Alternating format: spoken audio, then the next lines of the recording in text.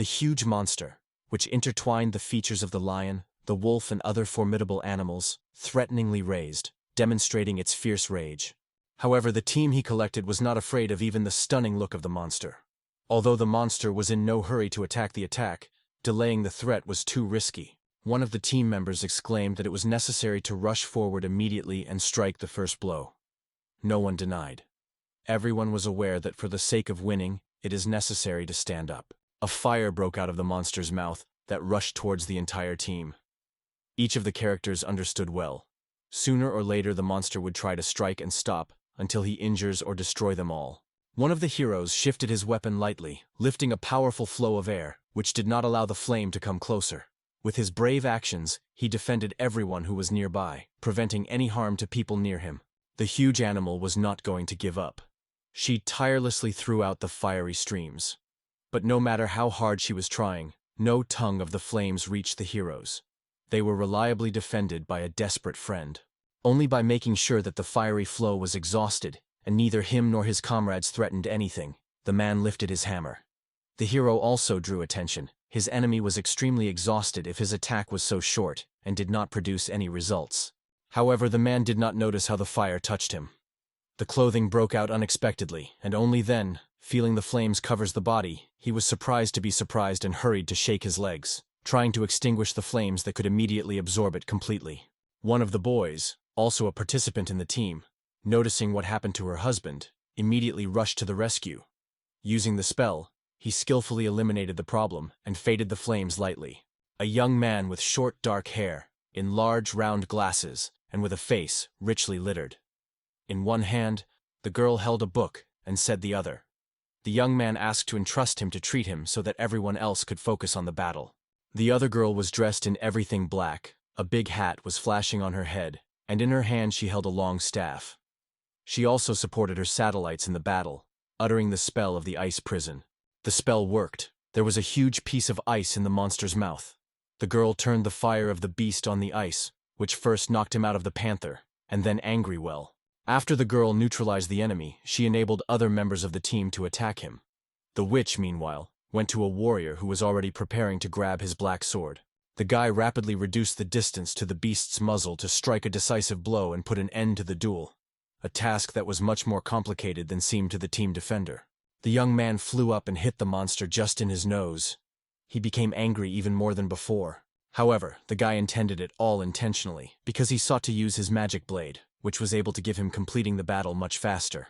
The blow hit the target. The monster fell victorious. The guy remained quite calm. Destroying a giant creature, he just smiled and threw that his enemy had considerable size. But he did not impress with force. When the warrior returned to the rest of the participants of the battle, someone called him and noted that he was in a hurry, pulled forward, and acts at his discretion, without even waiting for support from others. The character who reproached the hero for winning the monster with the sword was Leonard. The dark-haired young man did not rejoice in his criticism and sharply threw him. "Contact!" The blond young man in the armor laughed, ran his hand on the nape, finding great pleasure in contemplation, as his acquaintance reacts to witty remarks.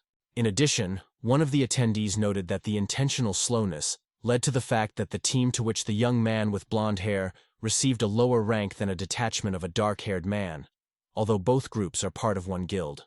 Some of the audience noted that it is not necessary to hurry, because this quest is common. However, the young man in Lats denied, noting that the main thing is, the monster was already defeated, so there is no point in arguing. The winner of the monster laughed and, turning to his companions, jokingly reminded that they thanked him for leaving them only simpler and less valuable monsters, and had already taken the best.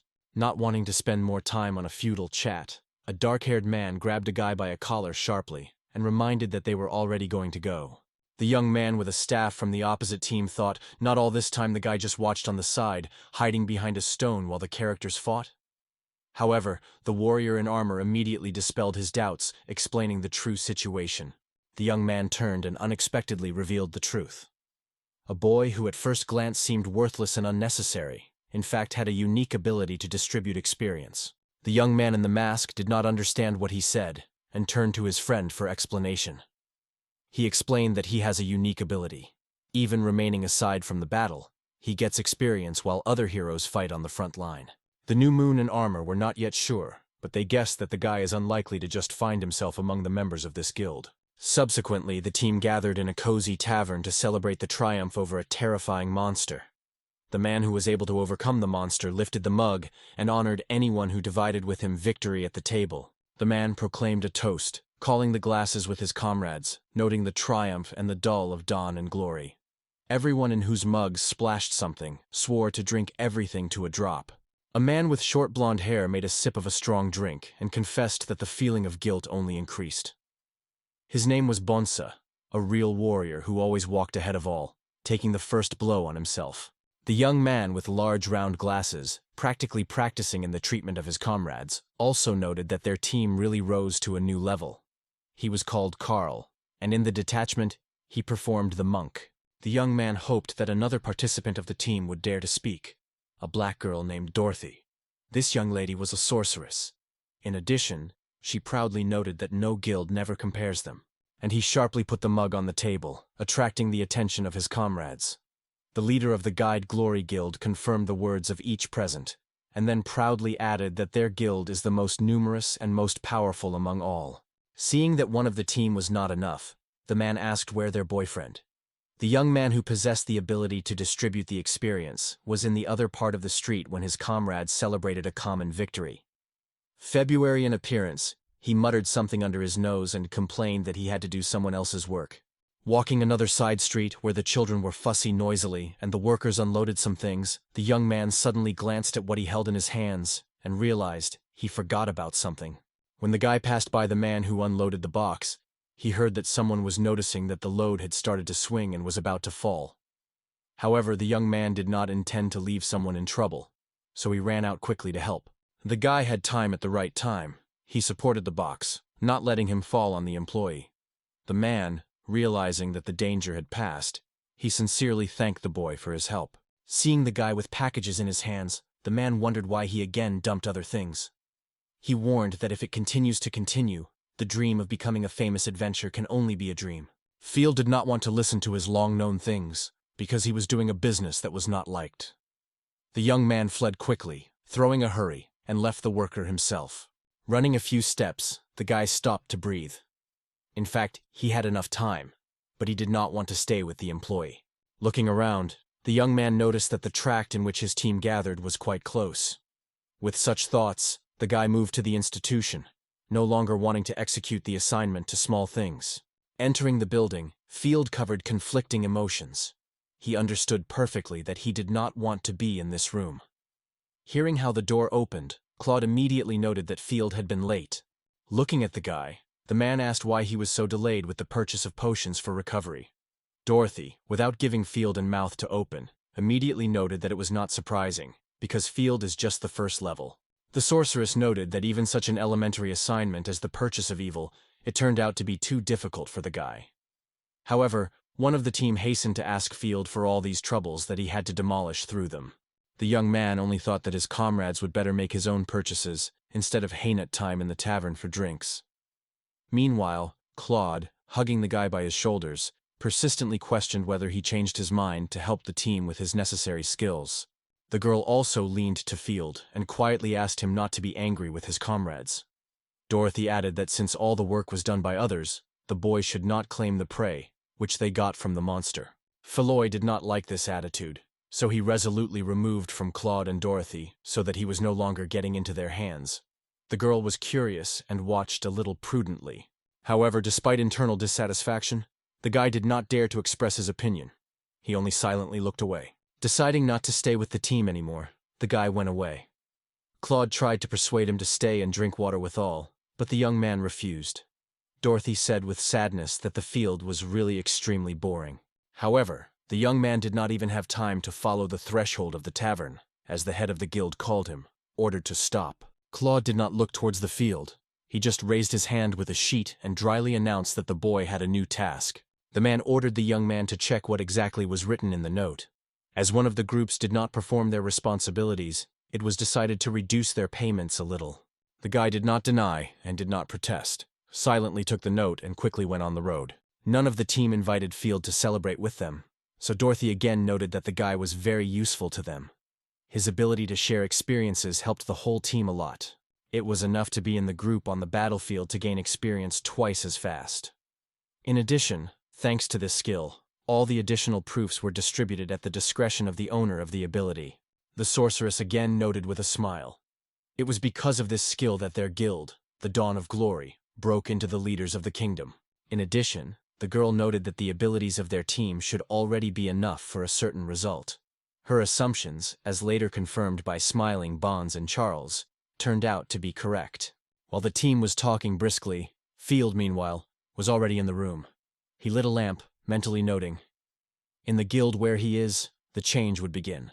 The guy sighed heavily, stretching on the bed, and plunged into a reflection on the next request of Claude. Taking a note in his hands, the young man began to read the written on it. Filda has learned that the experience of the White Mage and Mary should be reduced, as well as to slightly reduce the experience of warriors and make a few more adjustments. The guy wondered that, having spent several years in the guild Dawning Glory, he could not raise his level. The guy usually remains in the rear, and all the experience gained by him and knowledge are evenly distributed between those who participate in the battle. Its only feature is the ability to share the experience, by which the group receives a double amount of experience. Moving the group markers of guild as Claude advised, the young man wondered, did he need any level at all? Field mentioned how once the guild leader stroked him gently on his head and asked which team he would like to join. That man warmly invited him to become part of the Dawn of Glory, because he was convinced that his guild would become the most powerful of all one day. The boy slowly plunged into a dream, thinking about how he changed and was no longer who he was before. Yes, he fell asleep with these thoughts. The next day, Field came to the leader of the guild and heard that he stunned him to the depths of his soul. The guy could not realize what was happening to him. Misunderstanding and confusion fully engulfed his thoughts. Along with Claude stood his associates. They completely shared the decisions of the guild leader and firmly supported his choice. The man remained adamant, again and again repeating what the guy simply could not believe. Claude made a decision. This Field is no longer needed by his guild. Claude repeated the said, confirming that Field was really driven out of the team. Having thanks for his efforts, he added that they have no more need for him. The guy could not understand that it really was happening. The young man tried to justify himself, emphasizing that although his level remained low, he made a huge contribution to the development of not only the team, but the entire guild. It was at this point that Dorothy slowly joined the conversation, gradually approaching the boy. The girl stuck the boy in her chest with her finger and stated that their experience did not need anyone anymore. The witch looked contemptuously at her former associate and sought to let him know he was only an instrument on the way to the goal. Bonsa shared the confidence of his comrades. They were not equal by strength and skill. He smiled, but in his smile flashed something sinister. The warrior realized that the guy would not be able to repel any of them, so he went closer to the Field, so that he would be even more frightened. The young man was confused. He really could not argue with those whom he made more powerful than himself. Bonsa struck himself, so straining that the veins were swollen on his face. He stated that their team has already become the strongest among all, so no one wants to leave the boy in the composition. Carl finally joined the conversation, still standing aside. He easily tweeted round glasses on his nose and supported his friends, throwing a contemptuous phrase, "The guild, Dawn of Glory at all," to pull such an unnecessary yoke behind him as a Filda. The chairman of the guild once again addressed the young man and wondered whether all participants of the Dawn of Glory, high-level players, so the appearance of someone so weak can disgrace the whole guild. Former comrades allowed sensations, they say. Now the guy has no talent but the division of experience. He is no longer capable of using the sword nor the magic. Everyone was clear. At such a low level, the guy is absolutely powerless and do nothing. Field was stunned. He could not understand what they were so cruel to him, because he always gave himself to the team in full. He obediently obeyed all orders, never tried to distinguish or act in his own interests. Claude noticed the confusion and fear of the young man, so without any pity he forgave him, and added that all members of the guild unanimously decided to exclude him from the Dawn of Glory. But despite all, the guy tried to capture fear and asked the head of the guild whether everything would be fine, and whether there would be no claims against him. Claude, however, did not understand which Field was discussed. The young man lifted his head and again asked if he could just leave. He sought to make sure that he was not in danger, neither persecution nor any other danger. Everyone present was surprised to look at the young man. because no one hoped that he would find bravery boldly ask questions instead of fleeing somewhere away. After a short pause, the company laughed, and Bonza, leaning to the young man, replied with a smile that it was what they meant.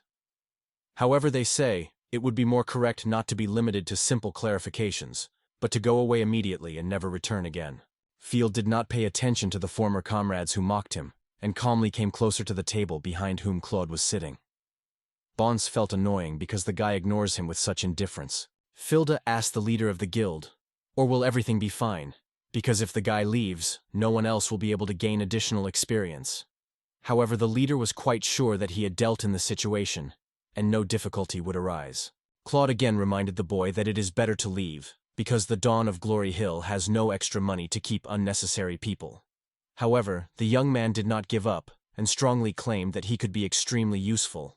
The guy noted that without the use of field skills to distribute the experience, not only he himself, but the whole guild will not be able to develop so quickly. The guy's words were increasingly annoyed by guild leader. Since the man no longer wanted to hear comments and complaints about his address, he just rudely cried Field from the room. The sudden impulse forced the boy to fly off the stairs, after which he hurt his head and fell on his back. A creaking moan of pain escaped from his mouth, and the guy was unable to get up immediately. Claude did not feel any pity for his former friend, because he only used it for his own purposes. Guild leader stated that he no longer wants to listen to the futile chat of someone who no longer needs anyone. Subsequently, others also approached the door. Bonza clearly rejoiced. He seems to have liked to watch the boy's helplessness. Dorothy, barely holding back a smug smile, suggested that the boy throw a little money to the boy, so that he did not die at least. Field was also offered to pick up the old sword, because only these weapons were suitable for a beginner among adventurers. But his former comrades did not bother what was happening in the field. They only rejoiced in his noticeable anxiety and fear. The witch even joked that when the boy was over, he should try to ask for alms. They say, in this case, he would have been successful. The boys listened carefully to Dorothy. But even it seemed to them that she was crossing the border of harshness, expressing such thoughts. However, the girl herself was convinced that she did not bend the stick. She only voiced the truth, because she sincerely considered the boy absolutely worthless. The guy could no longer tolerate the bitter words of his former friend. He was detached for the constant images and attitudes of the people for whom he, without sparing himself, tried to do everything possible. The young man strongly grabbed an old sword who was neglected only for mockery. Field put a weapon in front of him and, with calm confidence, said that he finally realized everything he had to understand for a long time. The guy released his power. Transparent windows broke out before the young man. They stored all the information about the experience of the people he helped, and doubled the scores for the fastest increase in level. Field clenched his left palm, and the windows around him were slowly covered with thin cracks. He said that if you no longer need a Claude, a team, or a guild, then he would eventually do what should be done when they were forced to comply with absurd orders. No one could think that the boy's skill was not only in the doubling of experience and distributing it in certain parts. It turned out that the guy was able to pick up all the experiences gained in the battles, appropriating them completely. Ever since Field has expelled from the most powerful guild Dawn Glory, he has not just left. He returned everything that he had taken away for a long time. Now he seeks to turn his former guild into the weakest and make friends to realize what an irreparable mistake they made. Recalling one of the days when the guy still belonged to the Guild of the Dawn, he was remembered by one special evening adventure. Then he, together with his comrades, visited the tavern, where friendly girls served a variety of dishes. One of the guests with a smile admitted that the most delicious dish in his life was the meat of the dragon. Considering his experience and appearance of the real gourmet, who seemed to have already tasted everything in the world, it was easy to believe his taste. The guest began to praise the meat, emphasizing that it is juicy, gentle, and most importantly, fresh. Its taste does not compare with anything. Such foods are designed specifically for real adventure seekers and will never appear in a regular bazaar. Seeing what the guy captures every word, Claude was interested in asking why that story was touched him so. Fields had a saliva. He could not cope with his own excitement. Sleeping his eyes at dawn, the guy returned to his senses slowly. He realized that he fell asleep just on the tree, wrapped in a blanket that protected it from the cold. Hardly waking up, the young man noticed that his level was still growing. Stretching and sighing hard, the young man still could not understand why he had a dream, where Claude treated him friendly, because the recent events were quite alarmed. When Field looked, he noticed with surprise that his level was steadily growing. Deciding to take a walk to find out how long it would take to raise the level, the guy stepped carefully in the snow, but his growth did not subside for a moment. Accelerating the step, he noticed one by one, notifications of raising the level flashed in his eyes. The Field did not leave the question, how much will it last? It has passed a lot of time, and the experience came and arrived as if this process was not going to stop. While the guy was rushing forward, he thought about how many experience had already distributed to all members of the guild. Constant clashes brought him a great stock. Deciding no longer to pay attention to the continuous increase in level and just wait for this process to stop, it suddenly stopped just in the middle of the field. The guy wondered, in addition to the experience gained, he could also return to all the improvements that had previously received his former comrades. If this really comes true, he will be expected to be a great success. Expanding the table with detailed information about himself, the young man decided to find out what his characteristics and current levels were. Seeing in the graphs caused him a real surprise. The guy trembled from the unexpected shock. His hand almost lost control, and the mind refused to believe that he saw with his own eyes. His present status was strikingly different from what he could have shook when he belonged to the guild. Even the elite royal guard could not compare Field with his updated characteristics, so he could not think that he would gain so much experience by defeating his former teammates. Having realized his new potential, the young man realized, with these abilities, the opportunities that in the guild Dawn of Glory could only dream of. While the boy's level grew steadily, the dreams appeared in his thoughts that he could achieve by gaining true strength. It seemed to him that new opportunities had been opened before him. To become a knight, or even a star among the first-class adventurers who bathe in luxuries. Earlier, his weakness did not give any chance to think about such. Recalling Claude, the young man imagined that he would be able to follow him, to create his own guild, to become its leader, and to gather around himself. Noticing how his level grows steadily, Field decided to set a new goal, to establish his own guild. The one he created will in no way be like the Dawn of Glory, where they treated him terribly. The guy also could not throw out a recent dream from his head, in which he heard from the old amazing story about a dish that only the most fondly travelers could enjoy. After leaving the forest huts, Field moved to the city because he decided at any cost to taste the dragon. As soon as the guy crossed the threshold of the room, a smiling girl came to his rack and welcomed him. With a warm smile, she reported that the young man had got to the Guild of the Adventures of the Kingdom of Altius. The girl, learning that her husband is Field Alexor, advised him if he first visited the guild, fill in the relevant documents for beginners. A friendly girl wondered what task the guy would like to accomplish. Field replied that he appealed to the work related to the dragons. Hearing this, everyone who was in the guild looked around. The girl was already confused by such an unexpected request of the boy, and not believing her own ears, asked whether she was clearly understood, because she had no idea that someone of this place could attract something so risky and complicated.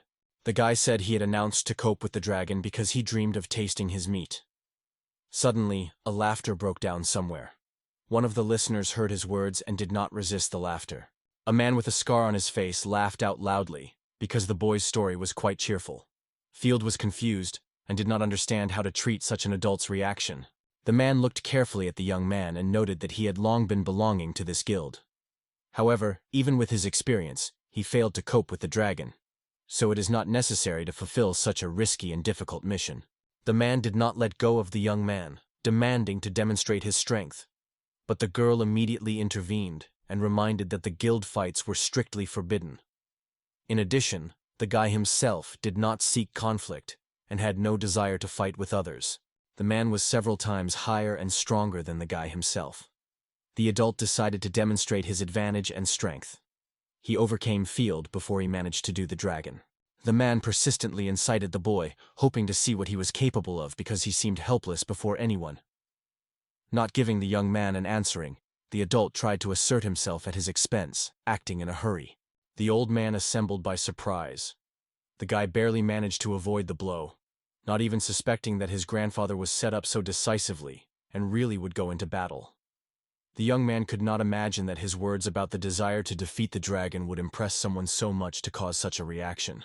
The rest of the guild members were passionate about the events and even incited the man to finish the duel as soon as possible, so that the guy finally realized how much he overestimated his strength.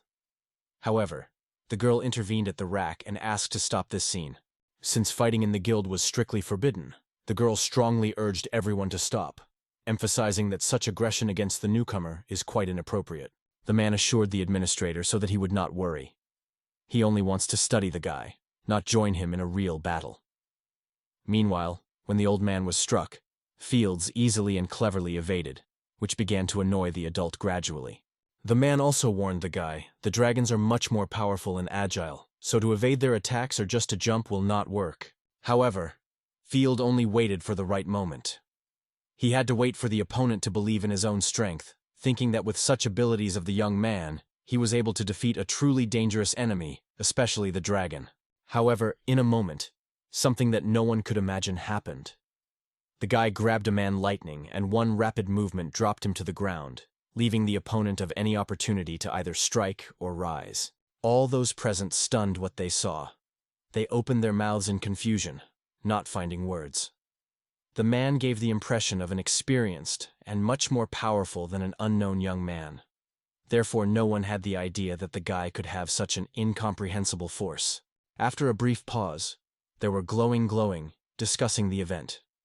Some still could not believe they saw, so they asked eyewitnesses who were closest to the confrontation participants. Field did not want to fight at all. When everything is over, he just put his hand on his shoulder, trying to say something. However, the adult never realized what happened to him and why he was on the floor. The guy leaned to his opponent, who was sitting opposite, and apologized, confessing that he had been surprised. The young man felt excitement and a little nervous, asked if everything was fine, because he was ready to put his shoulder help at any moment. The girl behind the counter was surprised to expand her eyes, not finding the words to describe she saw. She did not think that a newcomer in the guild would be able to defeat the experienced adventurer so simply. The administrator could not believe what was happening. It seemed to her that Field was still a baby. But her reflection was interrupted by the voice of a young man who called her by his name. The young man bowed low and sincerely apologized to the girl for a mess, a gnaw in the guild room. He also apologized for all the inconvenience caused. After the apology, the guy again addressed the administrator to clarify what he said before. The girl was somewhat lost.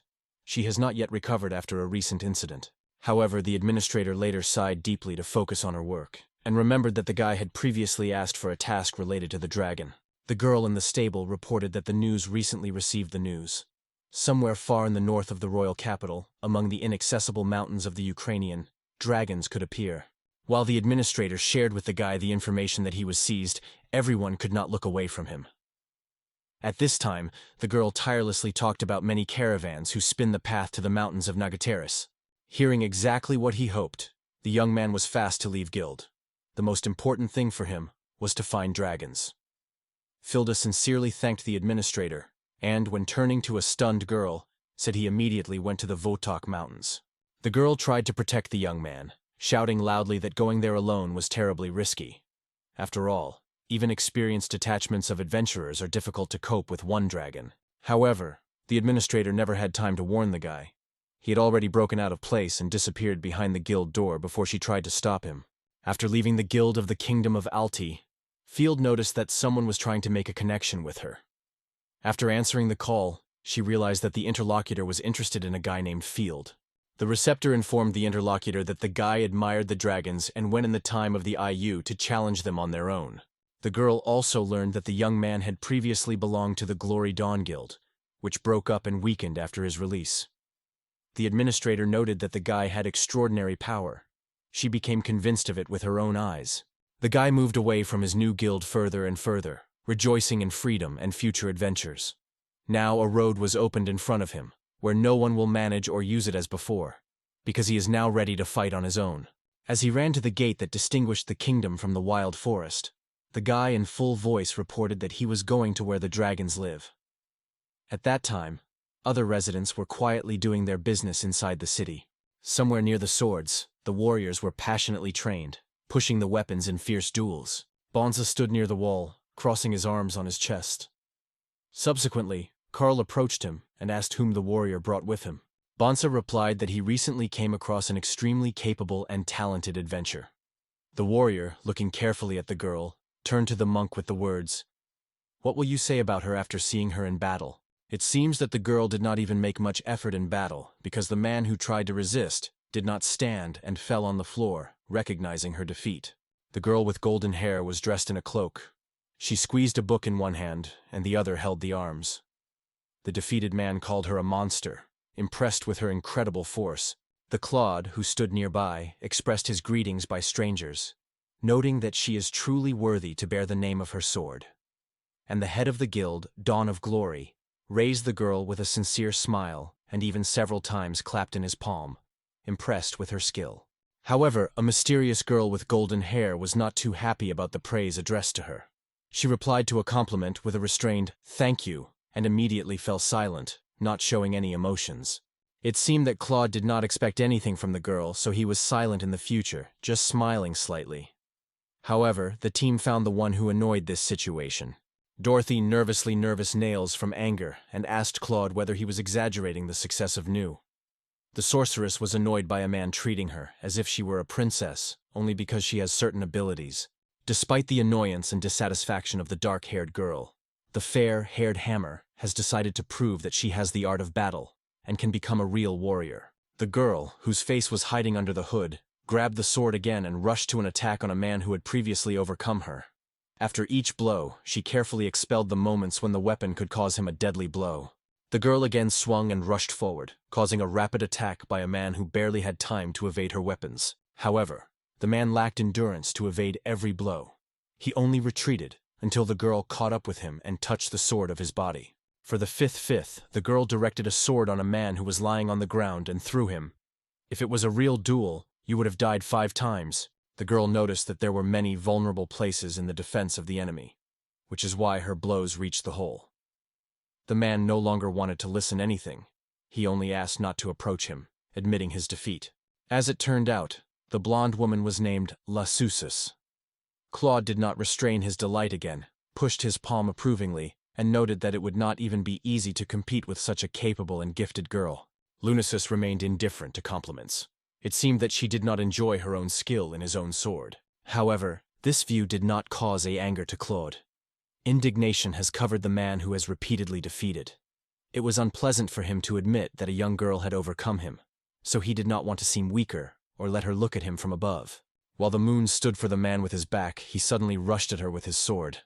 But the girl immediately felt the threat. She was lightning at how to act and was ready to meet a sudden attack, with forcefully slamming her favorite book, which Lunas always carried with her, even during the battle.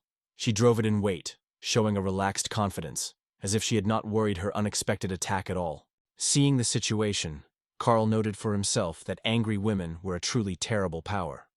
Bonsa also noted that her rival is guilty of her troubles, because she is not able to lose dignity.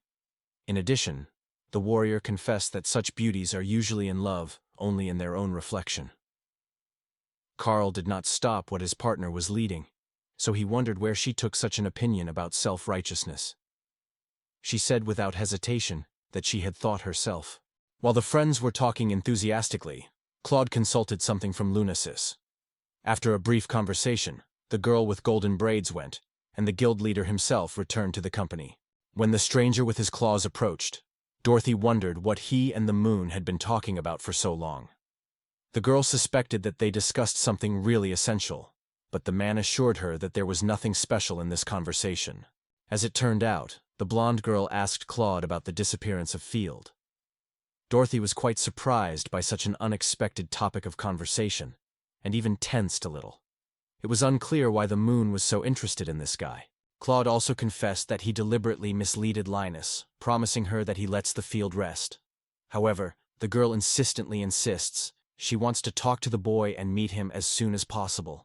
The blonde dreamed of getting acquainted with those who have a unique skill in distribution of experience.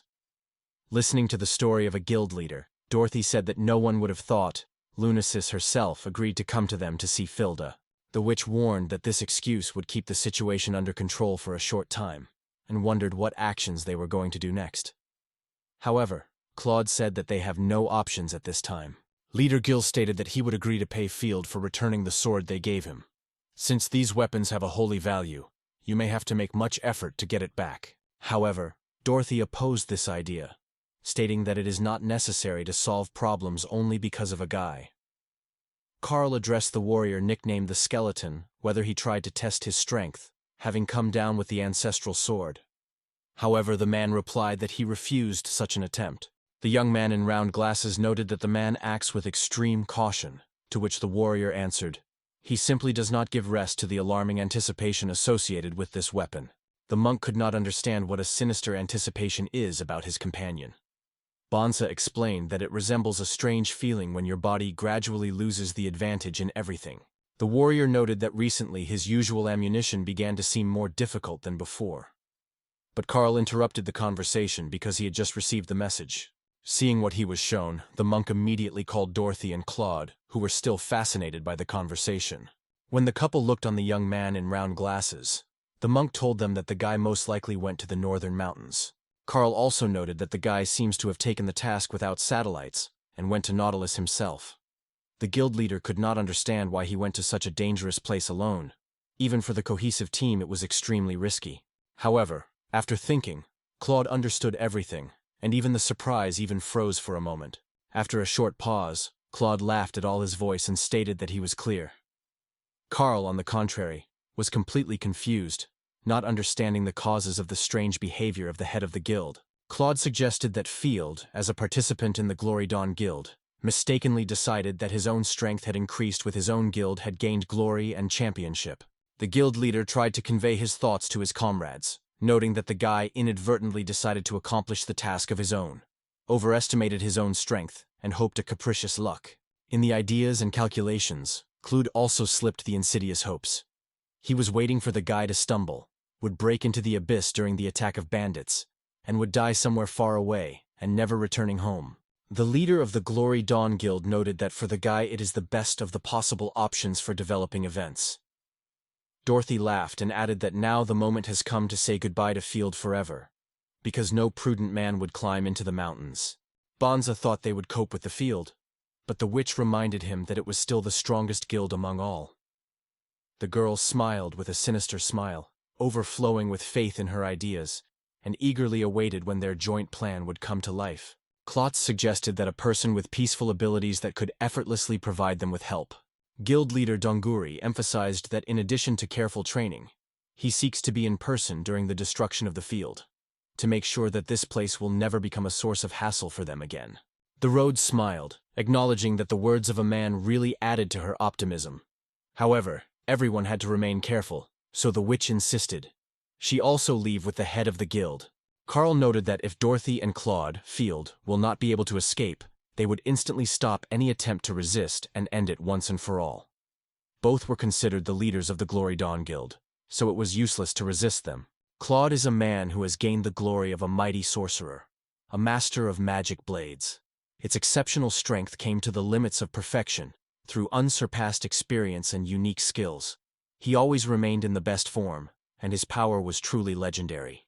Dorothy is a girl who was considered the most powerful witch on her time. Her strengths were so great that they were often compared to Claude's power. She also had exceptional abilities, was marked by skills and useful skills. The monk, thinking about what could happen to Field if he had to meet with Claude and Dorothy again, he had no illusions. The guy is doomed. Carl himself was sometimes afraid of people, and now, when they were angry, there was almost no chance of a young man. In fact, Claude gave a clear order to find some harsh guys to join the Glory Guild. Namely, they entered their group, which is dealing with mountain slopes from different unnecessary. Claude was determined. He prepared his team for the fact that they would soon have to account with their former friend. At this time, somewhere in the kingdom, Lunasis plunged into reading, inadvertently thinking that she would soon have the opportunity to meet a person who has a unique ability to distribute experience. At the same time, Field was already in a hurry to the northern mountains, determined to fulfill his purpose, to joke with dragons. And when this test is left behind, he will finally be able to taste the dish that he had long dreamed of. This time, the leader of the Glory Guild was not going to let the boy so easy. He was set to deal with him to the end and will not calm down until he got his own. Meanwhile, Field traveled at a mentally, anticipating a delicious lunch and enjoying every moment of his journey. As it turned out, a girl administrator from the Guild of the Kingdom of Altius was right. Many caravans were really gathering on the mountains. They all headed through a thick forest, spread at the very foot of the mountains. One of the owners of all carts suddenly stopped and began to look in confusion. It was unclear where such a long queue came from. But in a moment he heard someone behind him by his name. It turned out that the man came up to the one who warned the driver. It is already dangerous to move, so it is necessary to leave immediately. But it seems that the man never understood what was discussed. The man who approached him, making sure that he really knew nothing, decided to inform. The path to the valley through the northern forest is now impossible, because a dragon appeared near the mountains and now wanders freely. The owner of the caravan was frozen, discontented, his hand on his forehead, erasing his sweat. The words of a stranger who approached him did not fit in his head. It was a real catastrophe, because it was necessary to urgently send a considerable load into the valley. If the caravan is not able to go through the usual road, you will have to make a significant detour that will extend the way for 3 to 4 days compared to the plan, as this path was the most convenient for achieving a mountain range. However, a tall man insisted that he should not risk. Hearing about the delay, the workers met this news dissatisfied. At the same time, they decided to leave some of the food to distract the dragon and win time for retreat. One of the men said that he had already addressed the guild, but they did not inform the exact date of arrival. While everyone was declining, Field finally reached the caravan that froze. Seeing the young man, they hurried to stop him and warn, ahead, a dragon, who's not to slip unharmed. People wondered why the guy stubbornly ignores their remarks and was not going to stop at all. Some even suggested that the young man was a newly made adventure seeker. Although the guild had already sent help, no one could say when she got here. Field was not going to consider the warning that the path where the dragon appeared. After all, he was not a random passerby, but a desperate adventurer with a clear task. And it was for a duel with a dragon that he went on this trip. The caravan owner looked at a serious guy and then gently took him by his shoulders, trying to stop. The tall man explained that everyone is well aware. A guy is a newcomer in the adventure world. However, it is too early to travel this path, because the dragon that lives here is not only huge, but also really scary. Field stood stubbornly on his own, claiming that he did not lie when he said he was going straight to the dragon. However, men noted that to win over such a creature as a dragon, a whole group of desperate adventurers, not one person, is usually needed. It would be reckless to test such alone, because the match could end with the death of a desperate hero. However, the man broke his words as soon as the boy's sword noticed. The caravanek again grabbed Field for his shoulders and shook well, which seriously scared the young man. No one was waiting for him. Suddenly, the man noticed the coat of arms, engraved on the holy sword. It turned out that the emblem of the holy sword symbolizes the boys belonging to the Guild of Glory, which was quite stunning all men present. Hearing the words of the owner of the caravan, the surrounding ones immediately smiled with each other, vividly discussing the situation.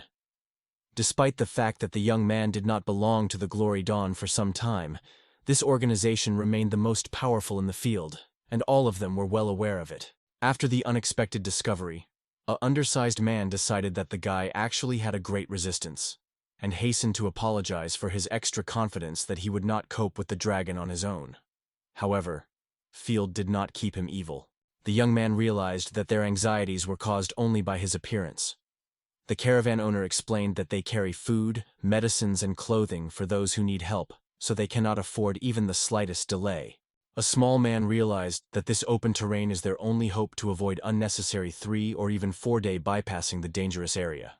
The leader of the caravan appealed to the Phil for any cost to deal with the dragon, and ensure the safe promotion of the caravan to the destination. The guy did not accept it lightly, and assured that he would make every effort to complete the task. The young man did not waste a moment. He rapidly rushed forward, firmly deciding to keep the words and come to the aid of those who needed food. The owner of the caravan watched the guy moving away, and he hoped fervently to happen to him, and that the young man would be able to cope with the dragon, freeing up the way for the carts. Subsequently, someone else appeared near the caravan owner. The adult suggested that he was a friend of the traveler, whom he recently met, because it was this person who had previously contacted him. It turned out that Claude suddenly appeared in front of the caravan leader and Dorothy stood behind him. The low man said that the guy had already escaped and recently climbed the path into the forest. Somewhere in the same forest it was possible to see birds that carelessly spread in the sky near the rings of the trees. However, not all birds were fortunate to stay in Middlebess. Some of them often became the prey of a dragon that settled in forest huts. Finally reaching the goal, Field noticed that the dragon was much closer than he expected. However, The young man did not rush inadvertently into the duel, holding back impulses. After all, despite the new power and considerable progress, he understood that he is still too early to consider himself. Taking advantage of the ability of abilities, the guy realized there is the most powerful creature in front of him, the red dragon, the legendary owner of the highest class. Putting his hand on the sword's hand, Field confidently met the look of his future opponent. He stated that it was this creature that blocks the path of caravans who must pass through the forest in order to deliver supplies in time to people. The dragon seemed to feel that it was not an ordinary guy in front of him. Instead of, as a predator, to immediately rush at him or to eat, like unhappy birds in the sky, a monster simply studied a person with his eyes. The dragon did not look out of the boy, but did not even try to do anything. He did not roar or release a flame, so the boy was a little confused, not understanding what to wait next. However, later the monster suddenly changed his behavior and began to turn around. Field could not understand why the dragon did not attack him immediately, not trying to rub him as other monsters did during the battle. When the dragon looked away from the boy, Field turned to him, as if the monster could answer, and asked why he just avoided his eyes and did not want to face a possible rival. However, the young man had no idea that the dragon deliberately lures him to hit his tail. Field realized the danger only at a moment when it was too late. A terrible creature was laid on a tree next to a guy with such a force that the trunk split into several parts, and the wreckage flew all over. After a blow, the dragon showed all his appearance true power, without hurrying to look at the brave opponent who dared to challenge him. Hearing the guy admired his power, the monster turned and looked at Field, which remained completely unharmed. The only thing that happened to the boy is a small bruise, because he was hit by a deck that remained from a cut-down tree. Filled to the neck, and noted that his head was rescued by the wooden stump, which became his protection. The next moment, the dragon struck the tail on another tree, instantly turning it into piles. The monster became angry even more, and now quarreled the boy, trying to intimidate his loud roar. The atmosphere on the field was tense. He already felt that if at first the monster was only fun, now it became much more serious. The dragon roar was so powerful that the guy felt his fingers from tension, and not surprisingly, because it was his first battle on the battlefield, and had to act completely alone. For a moment, the dragonverse, and the guy with a sad smile acknowledged, his first match was incredibly exhausting, and the enemy had already awakened in him the most secret fears, shaking his soul to its roots. After a brief pause, the monster became angry again. It opened the mouth. It erupted the flow of flames, which were lightly spread around, covering the fire with a lot of space. The fire fell exactly where the guy had just stood. The flames were absorbed by the stump, but there was no trace in that place. When the flame subsided a little, the monster looked at the charred stump, but did not find his sacrifice there. Meanwhile, Field moved quietly behind the dragon's back, noting himself how it amazes such unpredictability of the enemy. Hearing the voice of a man behind himself, the monster did not look down. He immediately waved his tail, so rapidly that the guy did not even have time to dodge the blows. However, the young man was quite ready for such a step on the part of the dragon. He cleverly evaded, not allowing the tail to even touch himself. Field exclaimed to the opponent, noting that he had already encountered such a reception, and now it is difficult to surprise something. Realizing that his attempts were in vain, the monster slowly poured fury. The dragon also realized, with one wave he does not overcome a guy who immediately adapts to every new threat. Deciding to change the strategy, the dragon turned sharply and tried to get to the guy with other parts of his body. However, Field only hid, defending himself against a cloud of dust rising around him. The monster ceased to use the tail and suddenly rushed forward, trying to grasp the victim of paws to finally stop her escape and resistance. The dragon moved confidently, without stopping for a moment, but did not realize that his power was not always the key to victory. Due to its considerable size, it was difficult for him to maneuver, which skillfully used the field, cleverly evading the attacks of the enemy. The dragon with force gave up the front paw into the very place where the guy was just, but the monster had no idea how lightning the enemy's reaction actually appeared. When the dragon noticed that there was nothing under his paw, he heard the noise from above and raised the muzzle, trying to see that he was rapidly approaching him from heaven. It turned out that Field intentionally flew into the air to suddenly attack the enemy from a rapid fall. The young man cleverly embodied the plan. Firmly squeezing the sword's arms, he struck a powerful blow to the neck of the dragon, knocking down a majestic creature to the ground. Phil made considerable efforts, trying to hit the weapon in the monster, but the skin of the dragon was surprisingly strong. For a moment, the guy doubted whether he would be able to cope with this monster quickly. However, Fielder himself assured that the sword he was holding was so sharp that it could easily stir the skin of the monster through. For a moment, Field thought. The force he pressed with could damage the sword. This thought returned him to the memories of the past for a moment. However, the young man quickly rejected the hesitation. Now there was a victory over the dragon in the first place. Field rejected all the doubts and squeezed his sword even more, preparing to meet with the monster for which he went in this path. He was determined to fulfill his promise given to the leader of the caravan, to help those who need a provision. The dragon finally fled and no longer presented any signs of life. The guy gently jumped from his back, trying to calm his breath. The young man's cheeks broke out the grip. But the young man was full of joy, because he managed to overcome a powerful opponent on his own. Field could not hold back emotions. He jumped with happiness, celebrating his victory. Subsequently, the guy stopped, repeating every now and then that he had coped with the task. Field's hands trembled. He was overwhelmed by the excitement and pride for his own act. The young man saw a dead monster in front of him, but to the end of realizing what happened, he still did not succeed. Field also realized that even one dragon carcass contained incredibly a lot of meat, which he had long dreamed of taste. Lowering his gaze, the guy noticed that he was standing in a puddle of blood flowing from a fallen monster. Looking at the mounted body of the monster, the young man wondered. It would be nice to taste the blood of the dragon. However, he was hesitant, whether it was worth doing it immediately, or it is better to look for another, safer place for such a risky act. The boy's idol suddenly broke the voice that said his name. He immediately recognized the owner of this sound, so he was inadvertently tensed and became alert. Not far from the boy gathered his former comrades, who came to the field for only one purpose: to get rid of him. Claude, using a short pause, said with a sincere smile that the whole eternity had passed since they saw the last time. The leader of the Glory Dawn Guild asked the guy whether he had time to miss him. Claude, annoyed to the edge, kept the leader of the caravan, who was more and more hostaged. Field noted that not only Claude came to him, but also the sorceress named Dorothy, the same one who laughed at the boy mockingly when he left guild. The young man could not understand why those who had previously driven him were now trying to meet. But the girl cut off his reflections, explaining. Their new sacred sword was looking for the owner, so they hurried to agree on a date.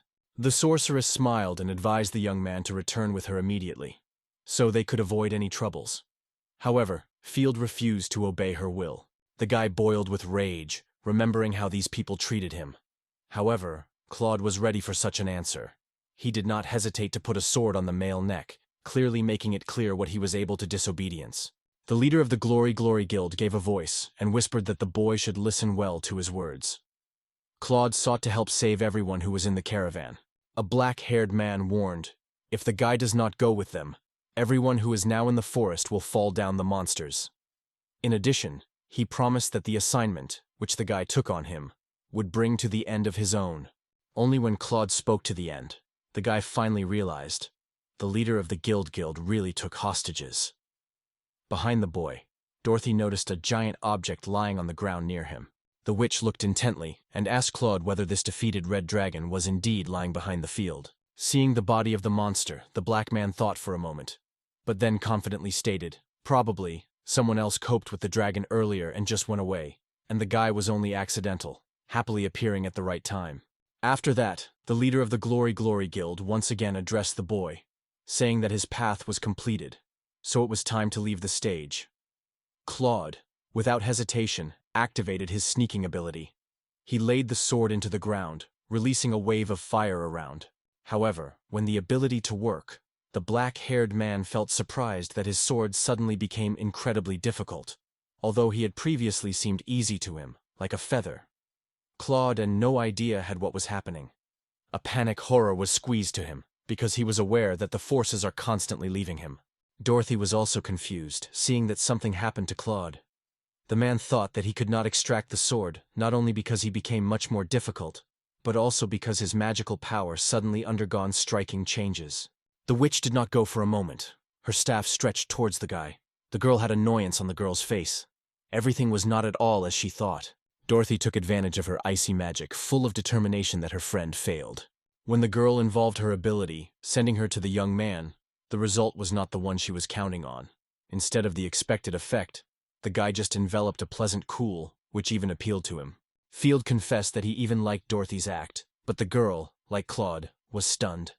She could not believe that her mighty ability to freeze became as unlike what it was before. The witch's hands trembled. She could not put up with the idea that her skill has fallen so low that her art could now be compared with uncertain magic of any newcomer with a meager experience. The mercenary, who was instructed to keep peaceful inhabitants in the hostage, suddenly frightened and turned to the leader of the guild, trying to find out what was happening, because everything did not meet the initial plan at all. While the mercenary was holding the tied man, Field stopped behind and suddenly hit the fair-haired. He was indignant with murmur that he was not warned of unexpected turns. The guy shook his hands and reproachfully noted that the man was completely inattentive.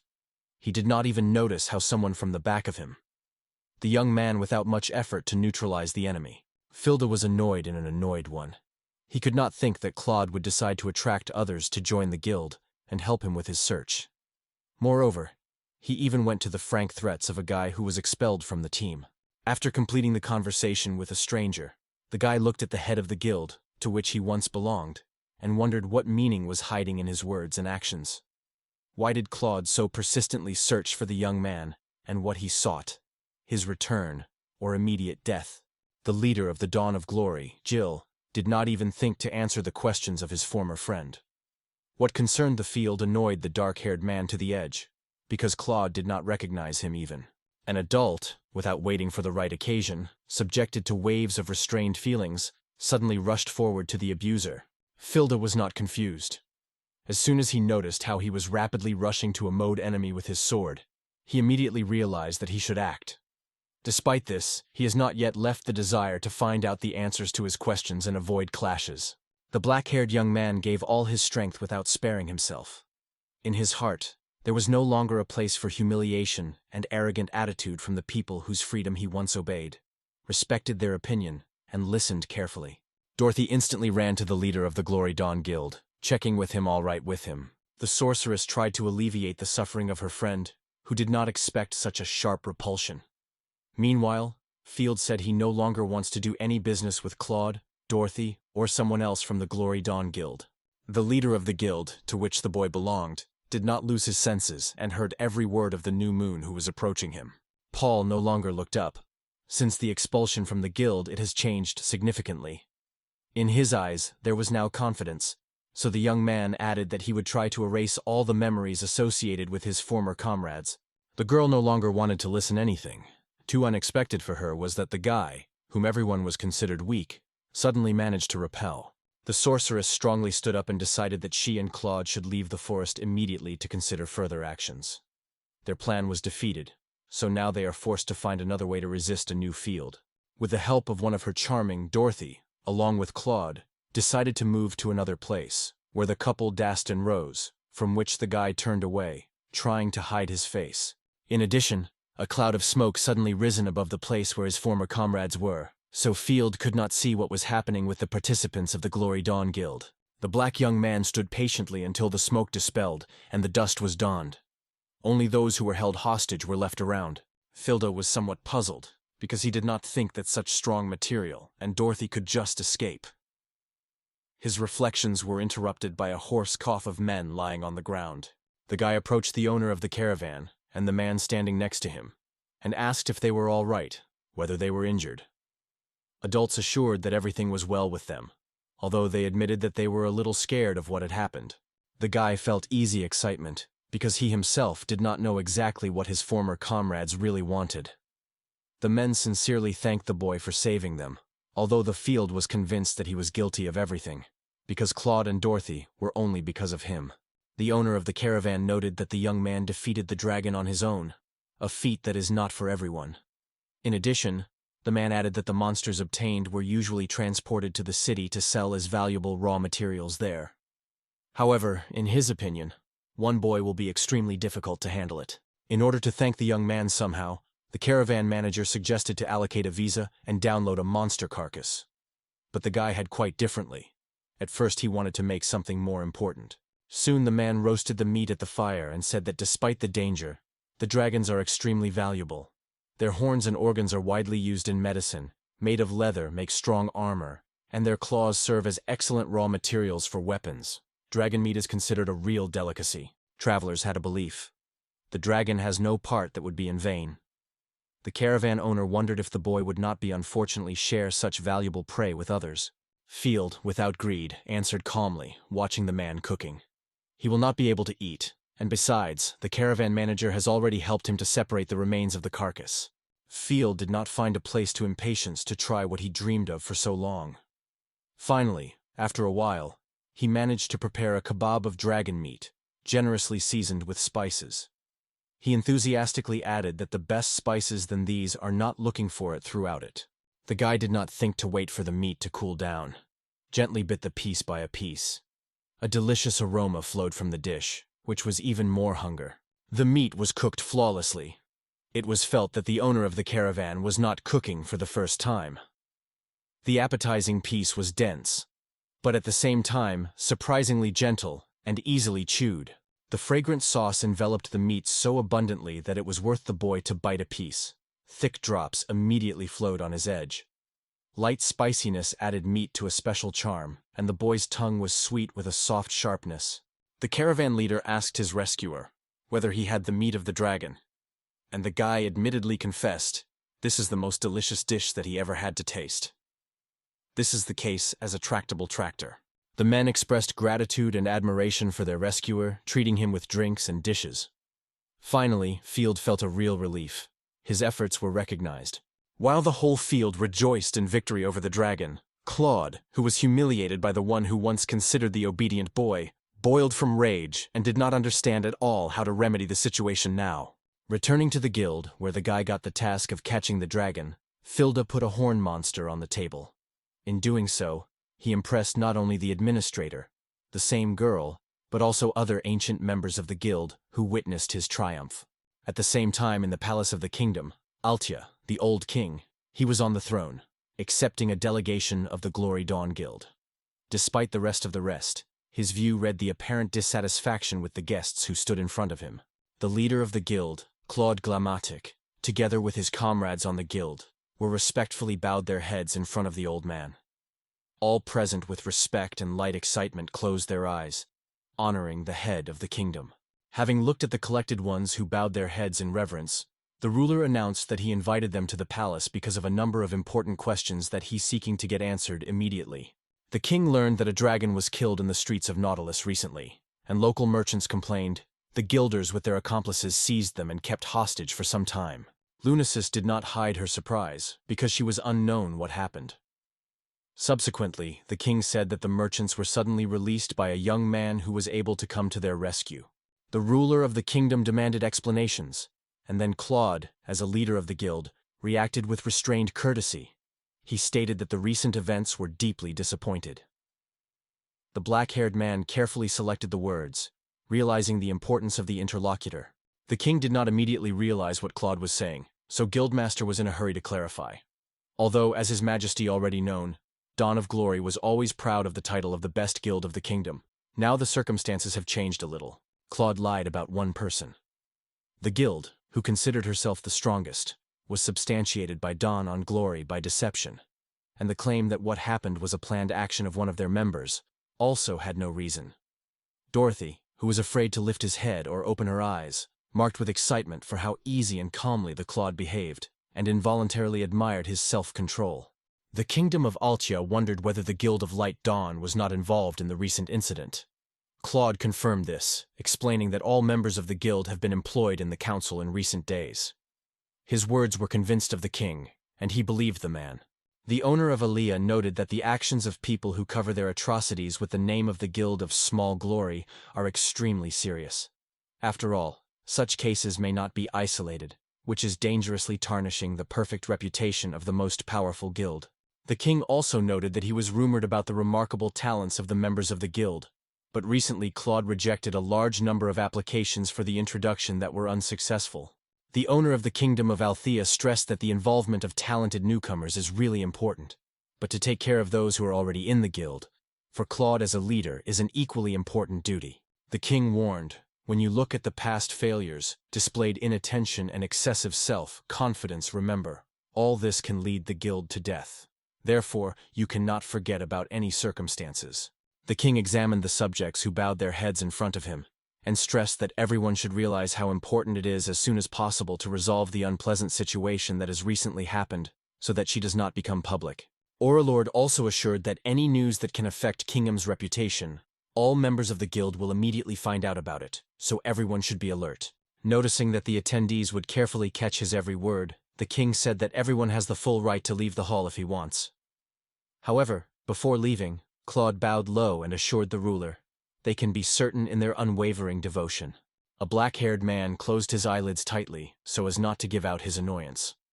The leader of the Dawn Guild of Glory believed that the reproaches of the king were the humiliation that he and his brothers survived through the field. While Claude thought about the guy, the Lunizus only thought that the simple first-level traveler could not overcome the powerful dragon alone. This was not common sense. The girl was convinced that the young man simply could not raise his level so rapidly, because he was expelled from the Dawn of Glory recently. Lunasis no idea had, as it could have happened at all.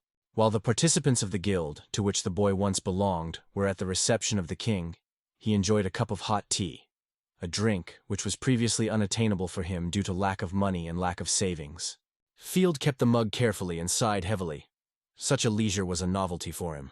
The young man could never imagine that he would receive as much as 100 gold coins for winning the Red Dragon. When a girl from a guild stretched out a heavy bag, the guy was confused for a moment before he finally accepted his prey.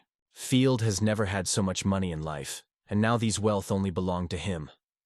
That is why the guy decided to go to a cozy cafe, where there was no soul to fully enjoy this moment. Overlooking the room, the guy noticed earrings and other jewelry, decorated with precious stones. It turned out that this room belongs to the owner of the caravan. Field could not imagine that he recently saved the life of such a wealthy merchant, because it had everything, from jewelry and rare medicines to a variety of weapons. However, the low-height man was surprisingly modest. Going to the boy, he did not make the impression that the young man imagined. The owner of the caravan was called Mr. Gonzalez, or Find. He exactly treated the guy with light snacks for tea. Field tried to refuse politely, explaining that he only wanted to drink tea and did not plan to eat. The owner was confused for a moment, because he invited the boy to himself to thank. So, he persistently repeated the request to taste the dishes. Finally, having tasted the treats that Mr. Gonzalez treated the boy, the young man was pleasantly impressed. The cakes were surprisingly delicious. But while everyone was talking enthusiastically, no one noticed how a tall man came quietly into the room. The adult man apologized for intervening in another's conversation, but immediately explained that he had been here when he heard about a traveler named Field and Electric, who was in this place. Hardly hearing his name, the young man immediately turned to the stranger, erasing the crumbs from his mouth. He replied that he was really the person they were looking for, though he did not understand what reason someone was interested in him. The mature man worshipped in a welcoming gesture, and the guy instantly stood from the table. The stranger apologized for his inaccuracy and introduced himself to a member of the royal guard, adding that he had arrived on the orders of the king himself, who wanted to meet him. The man put his hand to his chest and noted with additional seriousness that he also heard of the award that Field received for the murder of the dragon, which appeared in the vicinity of the North Mountain. The young man in these words was significantly nurtured. The young man was already going to say that he received the award from the guild, and he did not need anything more. However, Mr. Gonzalez ahead of him, quickly covering his mouth with his palm, not to let the word be pronounced. The man approached the boy almost close, and the verse whispered that it was impossible to give up the royal award under any circumstances, because such an act could be perceived as an unconcealed disdain for the monarch. The guard of the royal court watched as the master of the room he came to talked to a guy who had to be invited to the palace. When the patience of a tall man finally broke out, he cast a shrewd look directly at those who stood before him. Mr. Gonzalez patched his savior on his shoulder, as if hinting at him to agree. Field, without thinking of a second, respectfully accepted the invitation and assured that he would immediately go to the palace. The construction in which the king was struck by its majesty. Only a cursory view was enough to understand who it belongs and what it was. The tall walls, numerous towers, and endless halls gave the buildings the appearance of an impregnable fortress. Since the guard of the royal guard came across an electricity field, very little time has passed, so he immediately led this man to the king. When they reached the majestic gates near which the knight stood, the guy stopped for a moment and hesitated. The young man was confused, not knowing how to hold on because he had no idea that the ruler of the kingdom, Altii, would invite him to an audience in order to speak personally about the feat that he has recently achieved. Near the king were his advisor and personal knight, always to protect the owner. On the other hand, a representative of the royal guard is located next to the boy. He solemnly reported that he fulfilled the assigned task, bringing the right person to the palace. The tall man introduced the field electricity to the owner of the kingdom of Altius, although the king himself already knew the name of who he sought to see. His Majesty remained unmoved, watching the young man who stood before him.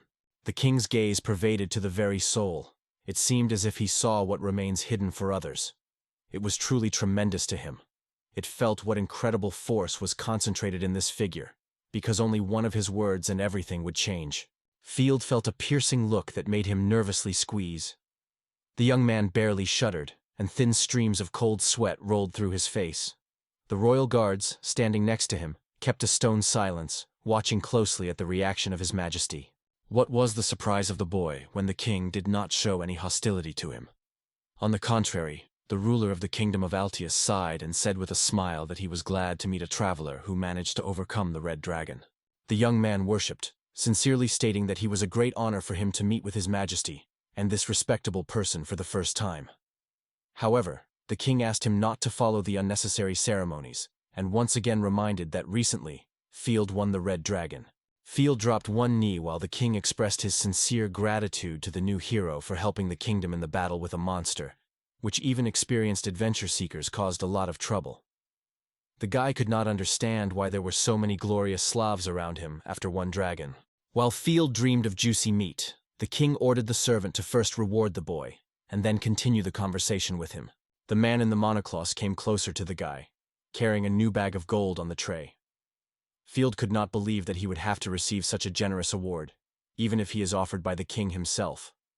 However, gold was too much. Field has never previously encountered such significant sums. This happened for the first time.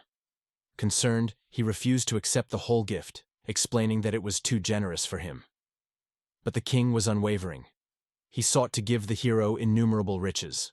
His Majesty also noted that he wanted not only to give a young man a gold, but also to give him some of his lands, so that he could become a ruler and live near the royal palace. The guy smiled confusedly and, scratching his back, suggested that the king, apparently, was only joking. However, looking at the Majesty's face, the young man suddenly realized the ruler spoke quite seriously. Field froze for a moment, finding words that would more accurately convey his thoughts and experiences. The young man looked carefully at the king and sincerely thanked for the generous proposal, but noted that even if he unexpectedly received the land, he would hardly be able to properly manage it due to lack of experience. Continuing his opinion, the young man added that instead of having a piece of land, he sought to travel the world, to see everything with his own eyes, and to gain experience in unforgettable adventures. The king barely smiled and exhaled with relief, assuring that he fully understands the experience of the boy. But despite this, he was unfortunate that he could not leave him near the palace. Laughing, His Majesty noted that the young man, apparently, was not enough for the lands that the king offered to him. Field was confused for the second time, and only managed to say that the ruler showed excessive kindness and generosity to him. The king also stressed that the young man can safely turn to him for help when there is a need, and this will become the second award for him, because he not only defeated the dragon, but also saved the whole kingdom. The monarch worshipped these words Field. Upon completion of the conversation, His Majesty expressed his hope for a new meeting with the boy. Then the ruler ordered the captain to bring the young man to the gate, and the guard immediately began to comply with this order. The king was somewhat upset that he failed to leave a young man who had a unique ability to distribute experience. At the same time, he was aware that it would be impossible to keep a guy within his kingdom.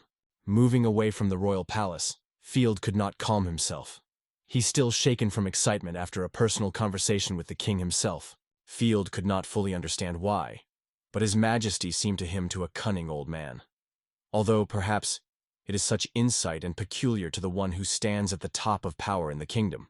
Grabbing a heavy bag with money, the guy could not believe that he received so many awards. Earlier, he could not even imagine that he would be able to earn so many gold coins in just one feat. The guy realized that thanks to the award from the guild and royal recognition, he would be able to afford just anything. However, he did not leave a strange feeling. He still did not know what he really wanted and what he would like to spend this money. Remembering the events that happened when the guy asked for a quest dragon, he realized that he needs to get appropriate equipment so that no one has doubts. He is a real traveler. While Field hesitated what to buy, he decided to visit Mr. Gonzalez first. Meanwhile, Lunasis walked down the street and suddenly noticed the guy she had dreamed of getting acquainted with. The girl rushed to the young man to stop him, but Filda, passionate about the thoughts of food, did not immediately feel her voice from afar. The girl approached the young man and reached out to him, trying to grab him. Field was confused. He could not understand who this stranger was before him. Lunasis was slightly scattered, because she dreamed of getting to know Field, who has not even guessed her existence. However, she has already decided to do everything possible to soon know about her. A smiling blonde shove at the neck with a joyful exclamation screams his name loudly. She seems to know him well. And Field himself frozen in surprise, completely puzzled on what was happening. The girl hugs Field and cheerfully chatting. She does not believe that he really is, and confesses that she has long dreamed of getting to know him. Field becomes difficult to breathe. His chest is firmly pressed against her body. The girl is tirelessly tight, telling how long she waited for him. She recalls that she questioned the members of the guild about his location, and everyone answered that he took a break. Field is indignant, reminding her that they have already paid attention to them. But the girl does not think to listen to him. She hugs him even more, and without hiding joy, insists. For the sake of meeting with him, she did so much. Filda is confused. It cannot understand what is happening and who is this bold stranger. The girl finally releases him, but remains nearby, smiling widely and extending her hands.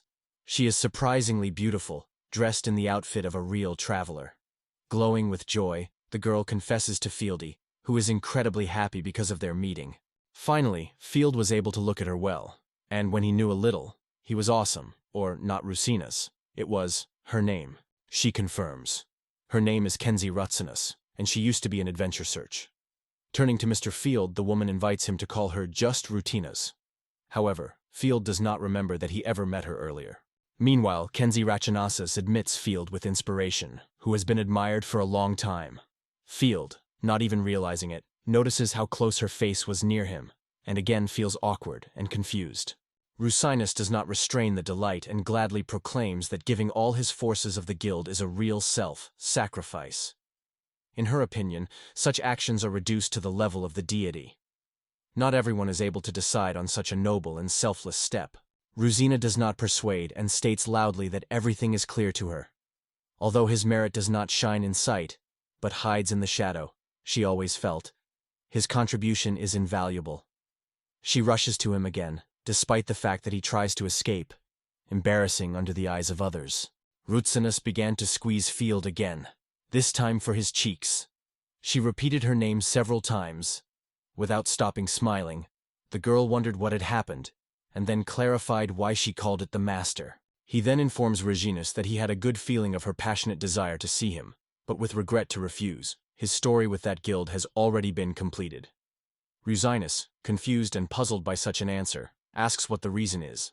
Filda is silent, trying to find the best answer to the absolutely sincere question of Rutinus about the reasons for his exit from the Guild of the Dawn of Glory. In the end, he decides to answer. In fact, the Field did not leave the guild at will. Circumstances forced him to take this difficult step.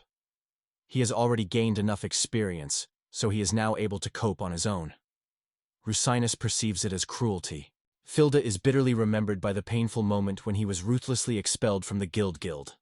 Former teammates, without even thinking, rejected him, considering unnecessary and unnecessary. Filda sadly remembers how he once gave advice to his adventurers before he was expelled from the guild. But unfortunately, his words did not benefit. The next moment, awkwardly scratching the nape and nervously giggling, Field confesses the Rutinas, which stands side by side. In short, now he acts on his own. He further states that he still has cases that need to be settled immediately. Here's his plans for the near future. Turning, he was already going to leave, but Rinus immediately rolled him down, stopping him. Grabbing Field in his hands, Rizinus quotes whether he does not want to join any other guild. Field, a little discorded, but confidently confirms, no, he does not want it. Ruchina, still firmly holding the confused Field in his arms, suddenly confesses that it is simply incredible. It is noticeably excited. Her fingers are slightly trembling with excitement. Looking in Field's eyes, Rinus confidently states that she has nothing to do in this guild of adventurers if Mr. Filda is not there. In the next moment, all her seriousness with her hand withdrawal, Rutuk I, still holding his hands firmly, confidently addressed him by name and strongly offered to create a common team. Filda was only stunned in her, not finding words from surprise. Kenzie Rusinus looks closely at the field, looking forward to his reaction to his rather spontaneous proposal. She seems to be quite serious, although the situation looks quite unusual. Filda is sincerely confused because of her request. He does not understand what this hum and a striking girl named Rusinus, who appeared in his life suddenly, like a thunder in the clear sky. The events are transported a little earlier, to the Glory Dawn Guild. Above the building where its members gathered, an indignant exclamation is heard. One of the guilders suddenly declares the intention to leave the Dawn of Glory. It's a handle. It goes. Guildmaster Claude shouts after he said, invested a lot of money in her to see her among their ranks. He adds that if she is wondering what happened in the castle, then it is worth remembering. Not everything is as unambiguous as it seems at first glance. But Ruchina no longer finds anything valuable in the guild if there is no Mr. Filda. Rusina apologizes that she has not informed the head of the guild from the very beginning, and assures that she will return all the funds received during the signing of the contract. Determined, she moves away, and the guild leader tries to stop her in vain, calling her after. Guildmaster Claude, in rage, shouts a curse loud. Without resting, he forcefully grips his fist on the table. The act of Rasanius, who suddenly left them, took him out of him. Guildmaster Clown does not in any way squeeze what Mr. Field has to do, and why his indispensable adventure seeker, Rinus Kenzie, suddenly left the famous guild because of some boy without any special talents. Guildmaster Claude cannot understand why this happened. In his opinion, the boy's field was only a regular amplifier of their collective experience, and nothing more. But suddenly Moncaro is rapidly bursting into the room, and the whole voice requires a cloth head. It looks much worse than it seemed. Carl's monk exclaims something about the guilders from the Dawn of Glory. It seems that below the rest of the members of the guild broke out some events. Guildmaster Claude is getting glared. Is the problem again? One of the members of the guild turns to a friend with surprise, asking what he means when he says he doesn't go. In response, the interlocutor will remind. They say, yesterday he warned that he would not be at risk of participating in such a dangerous task. Guild leader, Claude, notices a dispute and wondered what was happening here. A dispute is being struck between the two travelers, but suddenly they notice the head of the guild, Claude. One of them is angry with his tongue, and the other turns to a leader by name, waiting for a response. Suddenly, one of them exclaims that the boss Claude himself told them. Having joined his guild, Dawn Glory, they will be able to become as strong as they only want. Claude is a wave of anxiety. The members of the guild did not persuade that everything was the same before, and in recent times everything has changed. More and more tasks remain unfulfilled, even those who were previously caught with effort. Moreover, some of the best soldiers whose skills were not in doubt were killed in the execution of missions. Guild members say it all depends on further events. They will decide, stay or leave the guild, based on what will happen next. Dorothy's sorceress uncertainly asks whether it is not really a joke when they say like that right now. In response, they ask her whether their wounds and injuries really seem funny to her, because most of those present from the Dawn Glory Guild are in a damaged state, and this, to put it mildly, does not give them mood at all. One of the members of the guild notes that the swordsman had just left their home, apparently, and she decided to give up. He adds that most likely the whole situation arose because of their guild leader, Claude. Claude tries to deny something, but he is interrupted. K-A-A-T. Since then, as a modest guy, Field has left their once legendary and influential guilds. Many members of the Dawn of Glory, even those who were called Cancer, they began to notice. Amazing and incomprehensible things began to happen in the guild. Guild members feel dissatisfied because everyone believed that they achieved considerable progress. Claude, the leader of Dawn of Glory, assured that the entry into his guild would certainly be the impetus for the development of their skills. However, now these promises lose any meaning for them, and belief in success is dispelled. Everyone remembers how the head of the guild, Claude, said, "This worthless guy only pulls everyone back." However, it was he who instructed the hardest tasks. Claude is numb, and listen to the accusations in a silent stupor. Claude is stunned by the behavior of his comrades. The Guilders of the Dawn of Glory, gathering in front of him, do not hide indignation. They angrily expressed and demanded without explanation why the head of the guild Claude brought them to them at first glance of nothing notable boy. The events are transferred to another room. Perhaps it is a library or hall of another guild. There, one of the attendees suddenly asks about the location of the elven country, which causes a wave of surprised exclamations among the guests. The administrator is a stable, smiling soap, tells the visitor that she has been far from such legends and heard nothing about them. However, maybe someone else is better aware of this case and will be able to answer. One of the local adventurers with a very respectable appearance hesitantly replied that it seems that his great-grandmother had said something like that. However, over the years, she began to lose her sense, and all her stories were certainly reduced to the stories about Goblin. Local children are genuinely surprised when they hear questions about the country of elves, because they have not even heard about something like that. Laughing, they ask each other how an adult can still believe in some fabulous creatures. And here, one of the audience laughed nervously and twisted in a strange grimace, joked, "Yesterday we had a mushroom soup for lunch. Now, finally, everything got into place." A gloomy field researcher, who previously showed curiosity in the elves, had raised his eyebrows. Despite all his efforts, he never approached his goal. No new information about the country of the elves or the paths leading there. He failed to get. Tired of endless searches, he fades in front of a huge bookshelf, thinks of numerous volumes thoughtfully, and says with a smile, "It seems to find something about elves here. A real rarity." In fact, he learned about them only from the old books, which he swallowed one by one as a child, enthusiastically reading the page by the page. The books he read earlier said that the elves are a mysterious people who avoid crowded places and almost never appears there. Filda stretches to the shelf and gets another book, hoping to find the information you need. He does not lose determination. His next goal is to travel to the country of elves, and he firmly decided to carry out this plan. However, such things remained only in the legend of ancient literature and fairy tales. Field believed that even if the elves are just a fiction, it would not be surprising to assume that there is some people related to them. At that moment, someone behind him was quietly behind him. Suddenly, in Field's ears, Kenzie Routinus's voice sounded. With a mysterious intonation, she asked what exactly brought him here, hinting, "Perhaps this is a curiosity for elves." For a moment, Field froze, stunned and passionate. She had suddenly caught him suddenly. The Field cried out loudly, and, recognizing Routinus in this cry, he clenched his teeth, whispered Astrid, so that it would calm down and behave quietly in the library.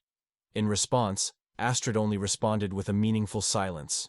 Field, having received a quiet question, thoughtfully asked herself why she was here. Rosina replied to this.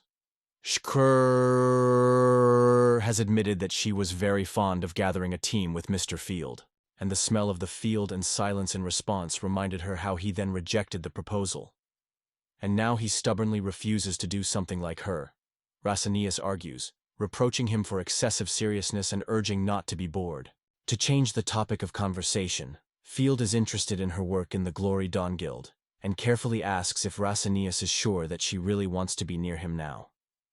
The girl looks at him thoughtfully, as if not quite understanding his words.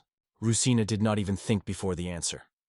She calmly stated that it was not a problem, because she had already left the guild Lighting of Glory. Field froze in full confusion.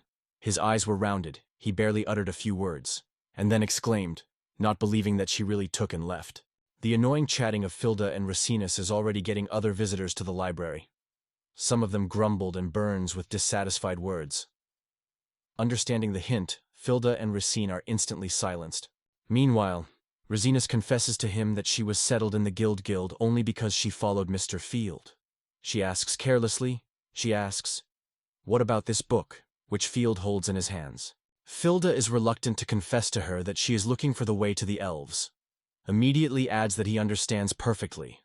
All this is only fairy tales, but the true admiration brings exactly the search for what no one has managed to open. Racine insists again, they need to act together with Mr. Field. Field suspects whether it is not a mental attack, but Racine does not agree. She seeks to tell everything she has heard in recent days. Instead, library visitors are already frankly annoyed. These two distract them too much. Covering his face with his palm and winking slyly, Kenzini Racinus tilts into Field and whisper that she really knows how to get to the elves' lands. Tired of the unknown homon from the field and endless chats that were erupted through the entire library. With a shout that it is necessary to keep silence in the library, a surprise company Rusina was strongly drawn to the door. They were unceremoniously expelled, because their fierce dispute hindered the rest of all other visitors. Filda mentioned with sadness that they were simply exhibited from the library with Racenas.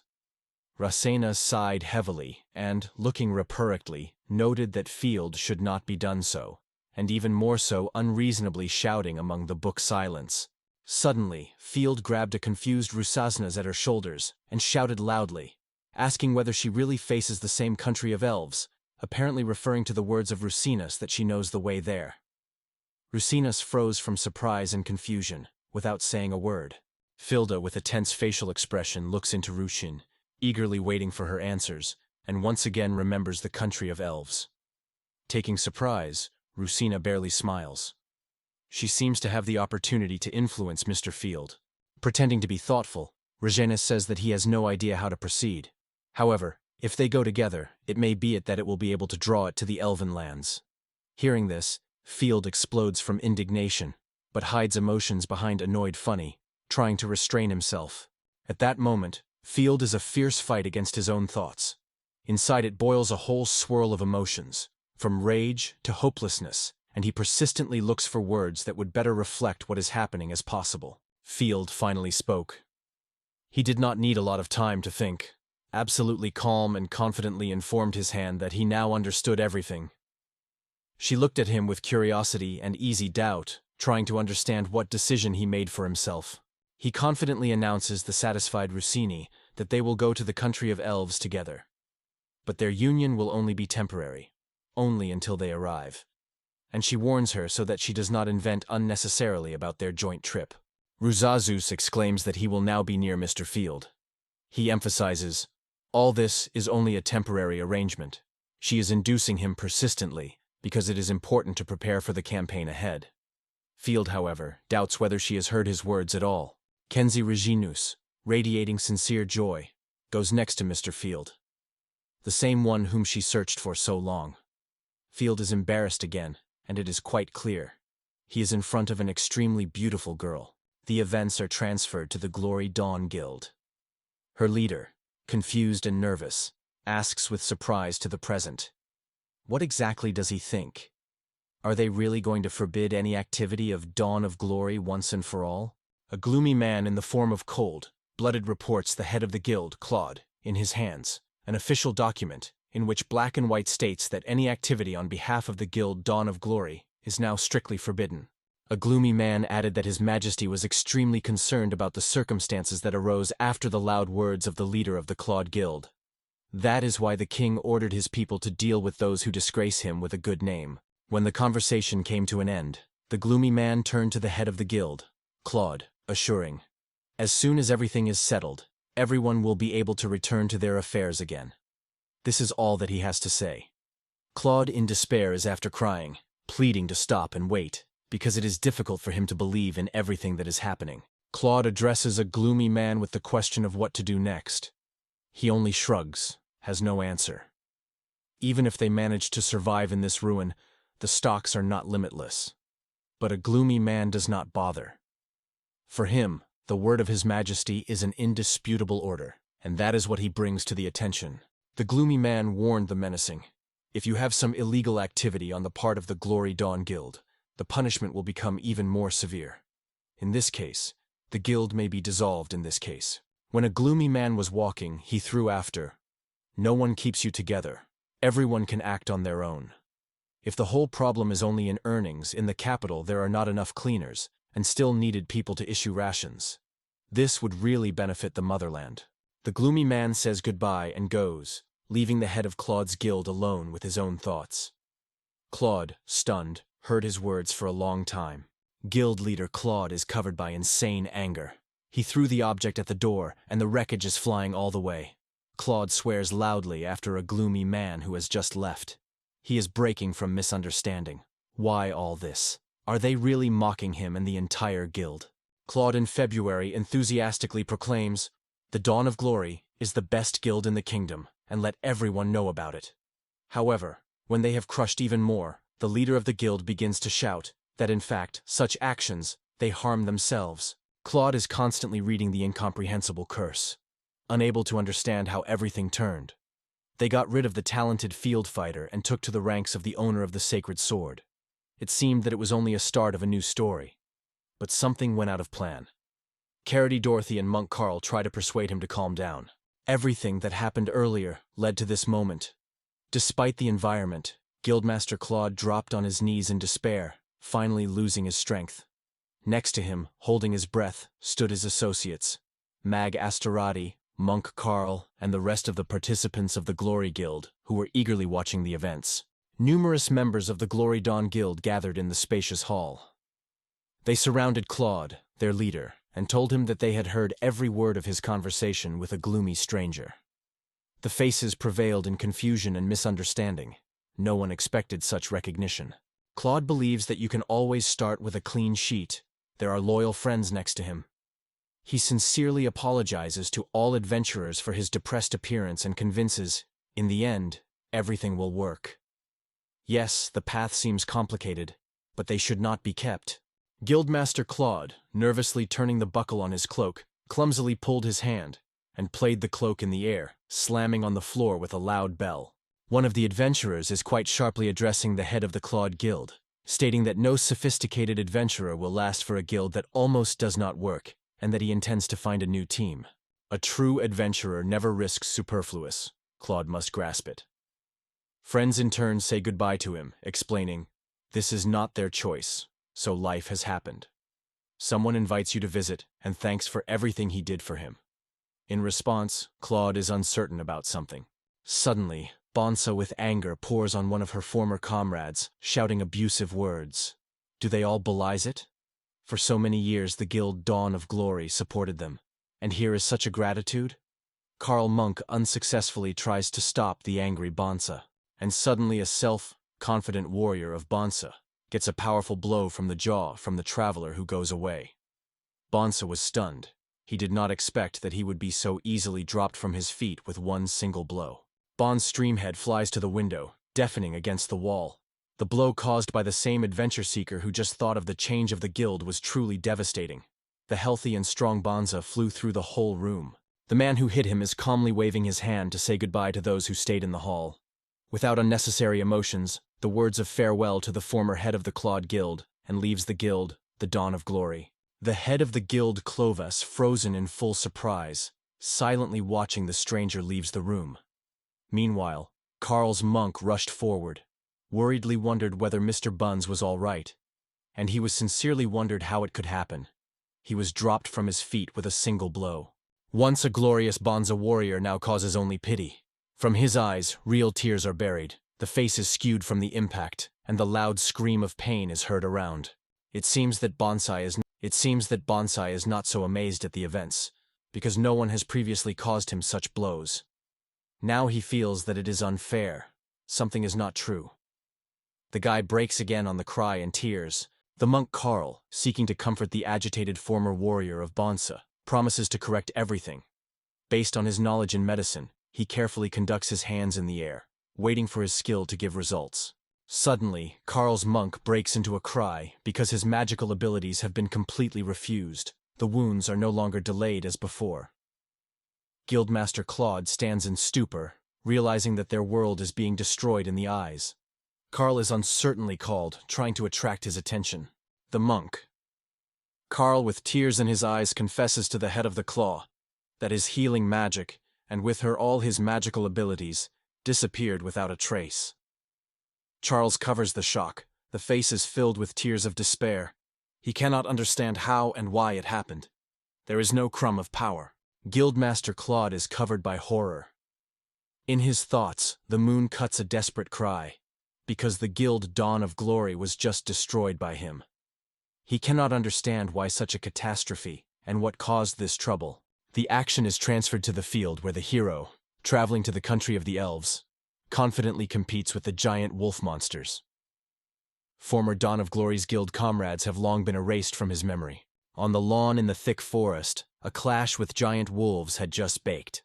Finally, he stopped and shrunkenly in their gaze, full of threat. Noticing this, predators trembled with horror. In order not to become a prey, wolves run away with a squeal. To attack them no longer to their strength, now they only think about their own salvation. Field shook contemptuously, looking at fleeing opponents, and in a calm tone that the beasts that attacked him were wolves. It is sincerely surprised. Lifting his head, he asks, "Is the country of elves really hidden in such a depth? After all, even a trace of the road is not visible. How did Rinus learn about this place? Apparently, it means her knowledge of the path to this mysterious country of elves." He recalls how she was not silent while traveling. She taught him to underestimate the wolves, and especially the great wolf, a big mistake. That wolf is alone, but he is not lacking. She was very cheerful when they came across a source, and she gladly offered to swim together, but he firmly refused. While traveling to the elves' country, Field suspected that Rusine has long been familiar with these places. Suddenly, an unfamiliar sound came from the forest, and he listened wary. Felt instantly captures some extraneous sound from the source where Rinus bathes. Without hesitation, he sharply turns his head to the other side and goes there to understand what is the matter. Routines erupted right in front of Field, who, not suspecting anything, was quietly swimming further. It is bad for Field, because his weapon, which he usually defended himself even during bathing, remained on the shore. Field rushes to the girl's defense. He strongly grabs the sword, shews her name loudly, and without holding back her voice, warns. One of the wolves rushes at her. Rinus was confidently turned to danger. No shadow of fear flashed on her face. She firmly occupied the battle stable, ready to repel the rapid onset of the wolf. Rakanea uses one of his combat technicians without any hesitation, engaging in a wolf warrior with a powerful, accurate blow. The waves of strength diverge around it, and the wolf itself, having expanded its eyes from surprise, barely translates the breath. Struck by the incredible power of her attack, Field fades with surprise, wide open. Depressed by what he saw, he watches silently for Rinus, hiding behind the trunk of the tree. He had no idea that a naked girl was able to strike such a devastating blow with a huge battle wolf. The one who was thrown away by Rinus stands a little aside and looks at her. He is still confused and not noticeably understanding how to proceed, because never before his victims have dared to such boldness.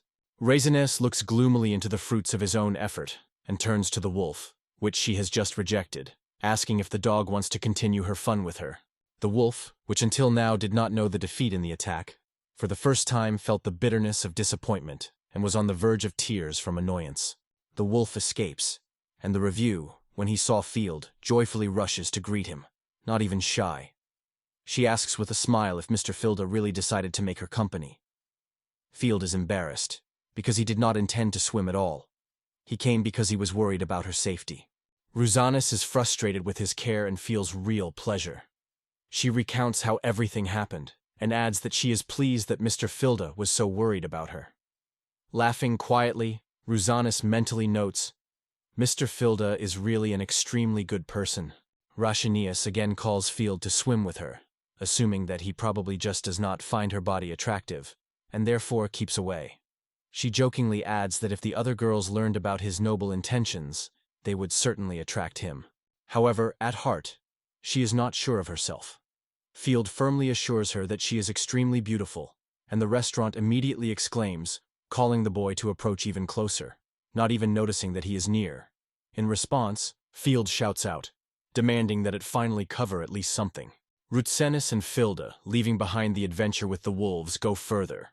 We get to the land of elves. On the way, Field warns, very soon a territory is known as a foggy maze. Filda again asked the foggy maze, and Rinus confirmed his words. Only a few are happy to find the gate of this mysterious place, and already overcome it only by the elected. Following Rinus, Filda does not hide the suspicious facial expression. From his appearance, it is clear that he does not believe Rinus's stories about an allegedly dangerous network of fogs. Rusina continues to tell him what awaits them ahead and opens the curtain. Immediately behind this maze spread out the edge of the elves.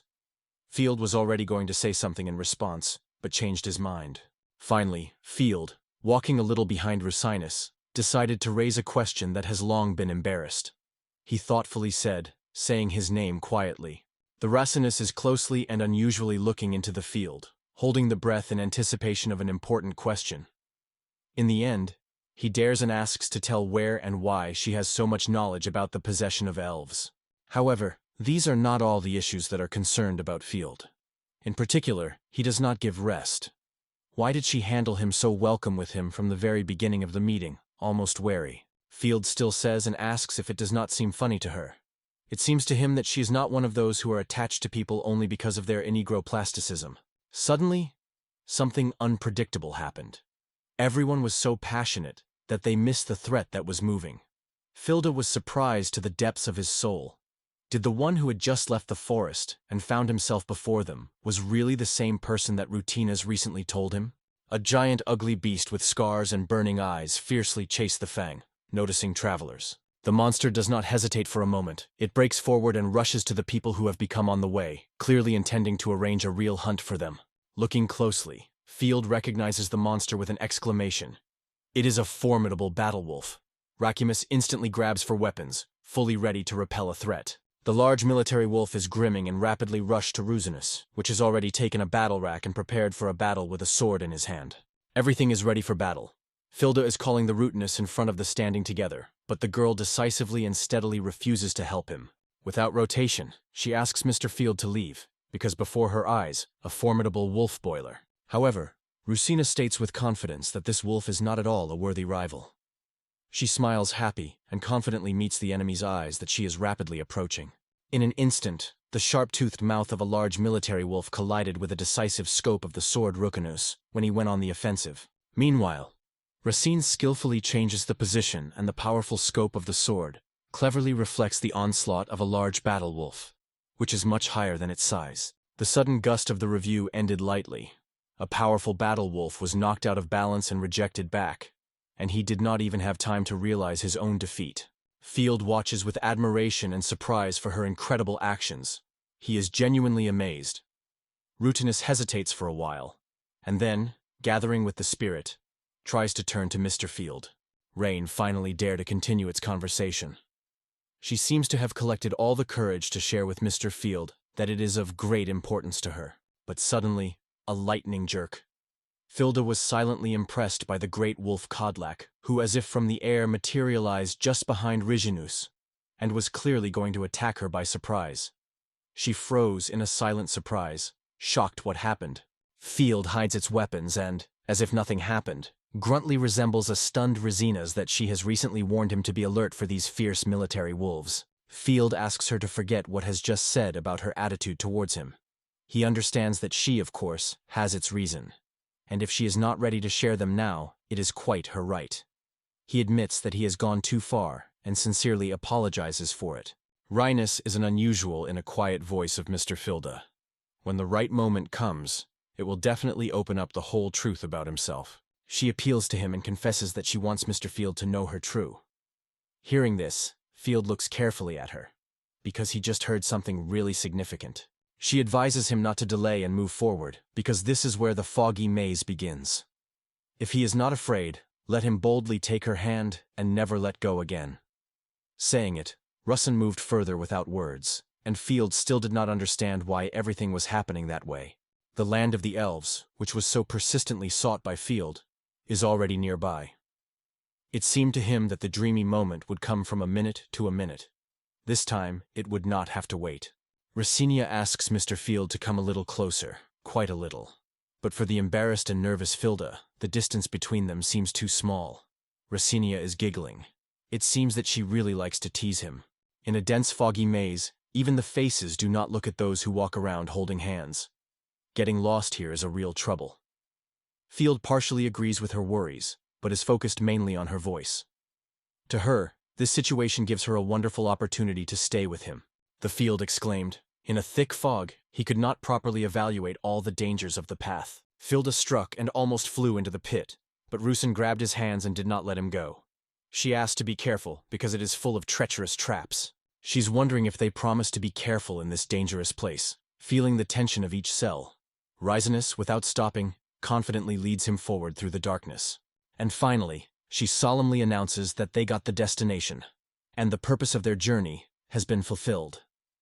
However, Field does not notice anything special around. Continuing to go forward, he casts a suspicious and wary look, and suddenly Field's face illuminated a bright flash. He opened his eyes wide, and his mouth spontaneously opened when he saw something that arose directly in front of him. The darkness of the maze melted, opening a fascinating picture before his gaze. A unique panorama stretched before Field, among the dense forests and mountain slopes. It is beautiful, like a dream. A city. Rinus inspects the city that has spread before them and sincerely congratulates Mr. Field on the elves. The city of incredible beauty, spread right near the mighty root of a giant tree, made an unforgettable impression on Field. Enchanted, he opened his mouth and enthusiastically considered the amazing landscapes, seeking to look every detail of this charming panorama. And suddenly, without saying the words of Rinus, he disrupts sharply from the place and starts on the side. The girl cried away from surprise and, in a confusion, asked where Mr. Field was so hurried.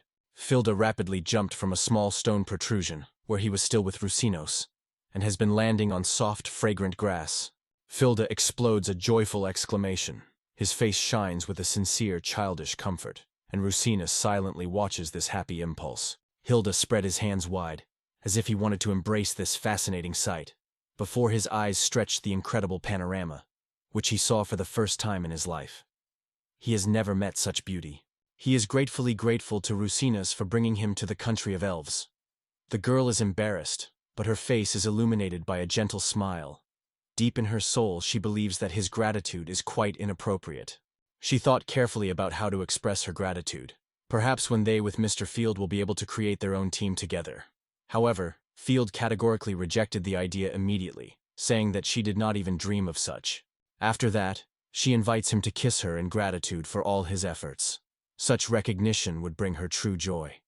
However, unfortunately for her, Field again refuses the proposed award. Meanwhile, in the high, thick grass, someone is observed closely and imperceptibly. Ratsina, wearing her lips, is confident. She has nothing to lose, and she is overwhelmed by the excitement. She gently attracts him. Field in despair shouts that she does not understand that she has found it, and complains that she will bring him to a nervous breakdown. He pleadedly shouts, asking her to stop. Rinus and Filda, which usually argued and empty, suddenly joined the grass together. Rinus still tried to kiss him, and Field was beating as if he saw something terrible. Suddenly, the charming elfine kids ran out of the high grass. They glowed with happy smiles and kindly welcomed Miss Rinus, undoubtedly recognizing her. Little elves did not hide the joy from the meeting. Their sharpened ears and blonde hair only added to them a special charm. Rusin immediately, without hiding joy, separated from the confused Field and rushed to meet the guests, friendly shouting their names. Children's names and Sana are not seen by all eternity. With enthusiasm begins to ask how they live here, what happened. Filda is surprised to watch this lively conversation. Elven children, Danon and Sana, exchange polite words and are interested in how Miss Rinus feels, whether everything is fine. In response, she confidently states that, of course, everything is in order. There can be no other. Danon from Sizas, noticing Field, wondered who came with her, and smiled, suggested, maybe she was her boyfriend? Filda is indignant at the cheeks and immediately denies in every possible way. No romantic relationship can be discussed. Rasen calmly explains to the babies that it is only a friend, which causes children sincere surprise. And then Field, looking at the RCCA and elven children, said aloud that he suspected, because it was quite clear. RCCA was well known not only to communicate with elves. Yes, Rinus is convinced that Mr. Filda has long understood everything, and there is no more meaning to hide something. Field looks at her silently without drawing her eyes. Ratsinus did not forget about her promise to Mr. Field, given the road to the edge of the elves. She removed earrings from her ears. Suddenly, her ears changed sharply. They pulled out and intensified, exactly as all elves of this country, the same as the children they just met. Rosina smiles gently and looks frankly at Field. She still holds earrings. A little uncertain, but sincerely confesses Field, which is an Elfian. The elven baby, Dan and Ansanis. Fields were bursting on all sides, touching it, because people were rare for them. Filda was puzzled with such attention, but realized that it was true. They are waiting for an amazing city. Clear houses, sophisticated arches, and many stairs are immediately attracted to their views. The whole detachment walks through the city, under the approving views of the locals. Field carries on the shoulders of a little elf, who looks at all around, and Rinus confidently leads them familiar streets. Field does not restrain the passionate exclamation again, watching the daily life of the residents of the town, as they are easily and lively near their homes. Filda is delighted to view people around.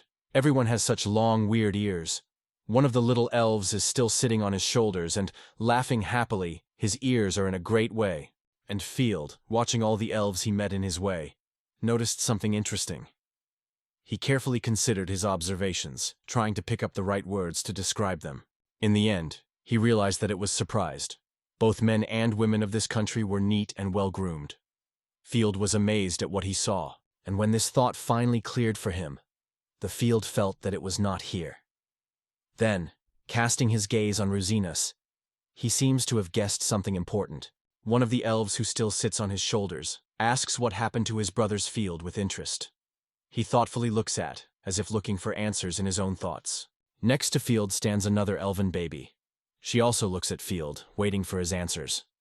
Both children are striking in their own way. On a thoughtful Field, as if thinking aloud, he says he was finally convinced. Children, elves, Danon, and Sana cannot understand what it is. Admiring the picturesque city, which they continued, Field thought about Rinus and tried to understand who she really was. Suddenly, Field reports that Rinus's level seems to have increased slightly. She gives out a surprised exclamation and sharply returns to Field. Her face reflects deep surprise and even confusion. Obviously, she did not expect such news. She is wondering where Field learned about it and suddenly understands that this explains her lightness in the body. From now on, everything gets into place, although people who are in the analysis will not meet every day.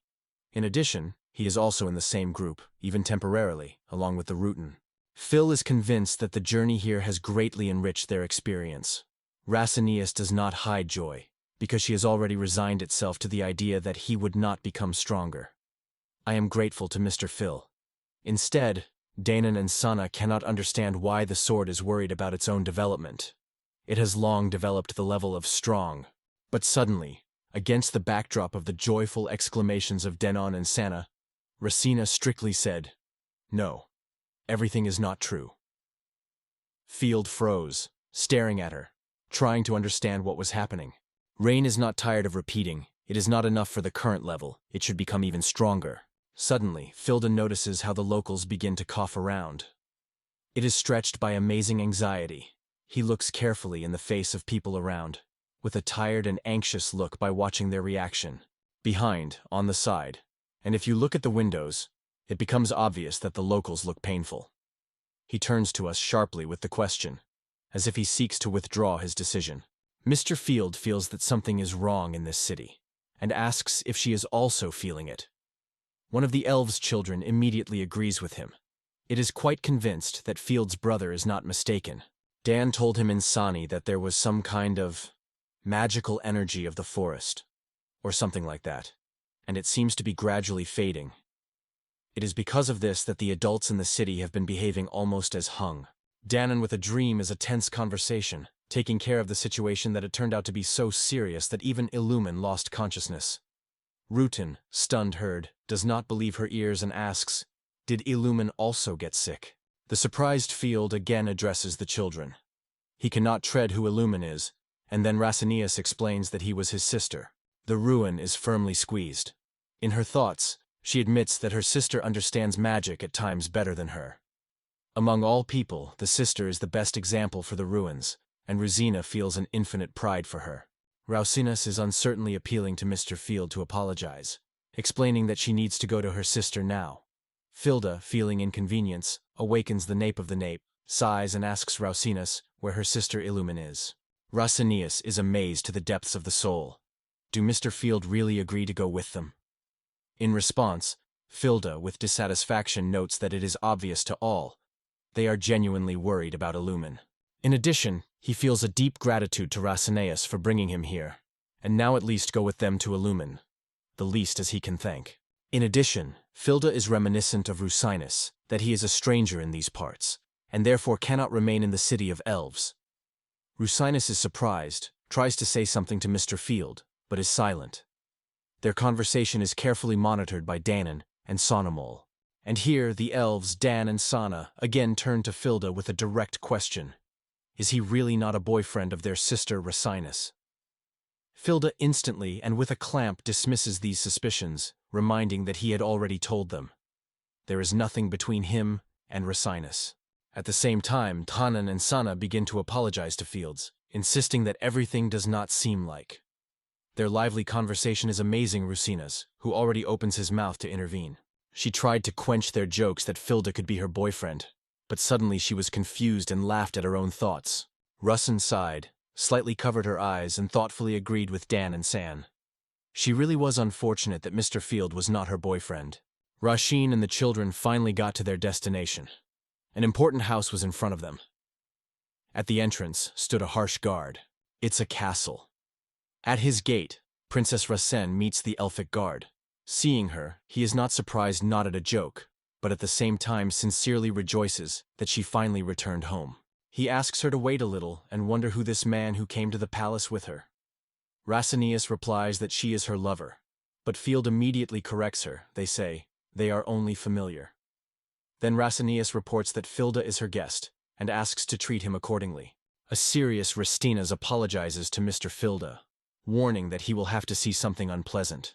Fields feels mild anxiety without knowing what she is waiting for them in this place. Together with Field, Rinus crosses the threshold of a huge hall, the walls of which are encumbered with giant canvases, written down by mysterious formulas. Many of them are solemnly crossed out with thick crosses. Once they enter, Rinus welcomes His Majesty. She announces that Rinus Kensius returned to the elves' country. The muted voices of the courtiers are heard. They whisper and repeatedly repeat its name, transmitting the news from mouth to mouth. Field is in a silent surprise, fascinated by watching everything that is happening around. Obviously, such an atmosphere for him is a real novelty. Until now, none of the attendees said in response to the words of the review. Hardly had time to rush the pen, like a high-ranking elf. Probably the king himself, dissatisfied with his records on scrolls. He asked if the Rinus was back.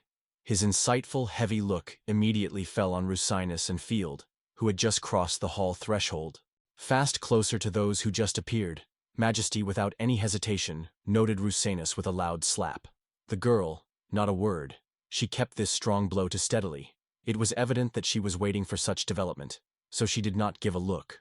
His Majesty is angry, demanding explanations why she appeared on the land of elves right now. Rinus frowned, on the cheek pulled a trace from the royal slap.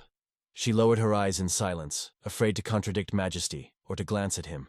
He reproaches her that despite her princely status, she, without reproach, shifted all her duties to Illumin's sister, and eventually made her fatigue. Rasenius trembles from rage, barely holding back the desire to argue. Finally, she exclaims, sincerely apologizing for all the inconveniences that have caused her actions. However, His Majesty does not even want to hear these words. He rejects her apologies, stating that they are worthless for him. Rinus tries to justify and exclaims that their country is doomed to collapse if they will continue to rely solely on their own mind. The situation has long ceased to be controlled, and it becomes quite obvious that they will not cope without help. Rinus continues. She is sure that His Majesty and so understands it all. Its Majesty makes a characteristic sound of pleasure.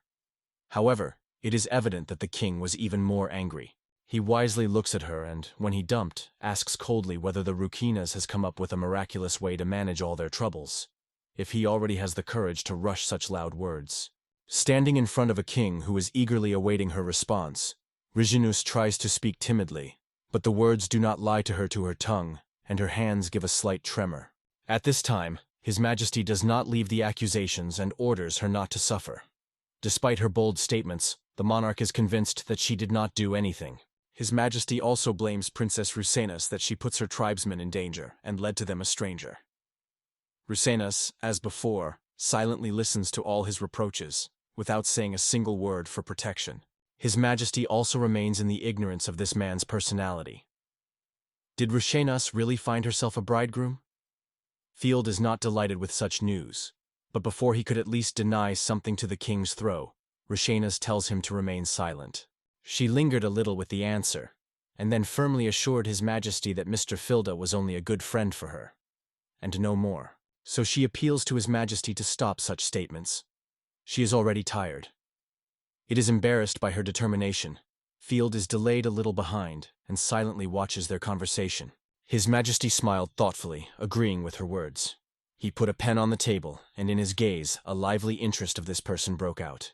His Majesty turns to Field and is interested in what thoughts he has flashed when he first found himself in their country.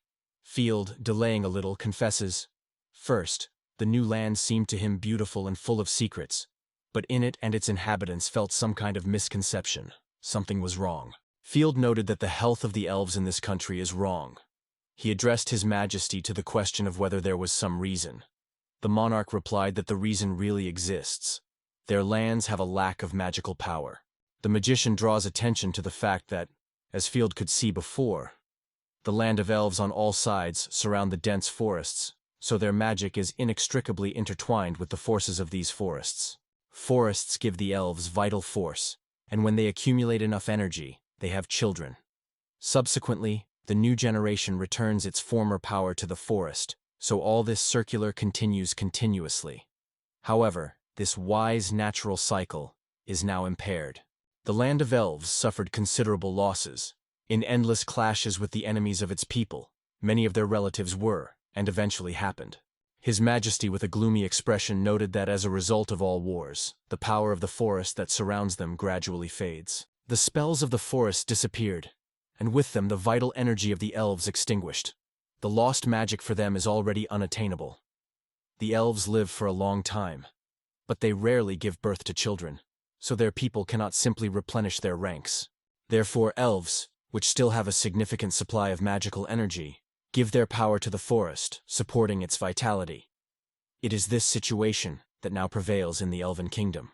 His Majesty, showing on Racinea, reminds that at first it was entrusted to protect the power of the forests.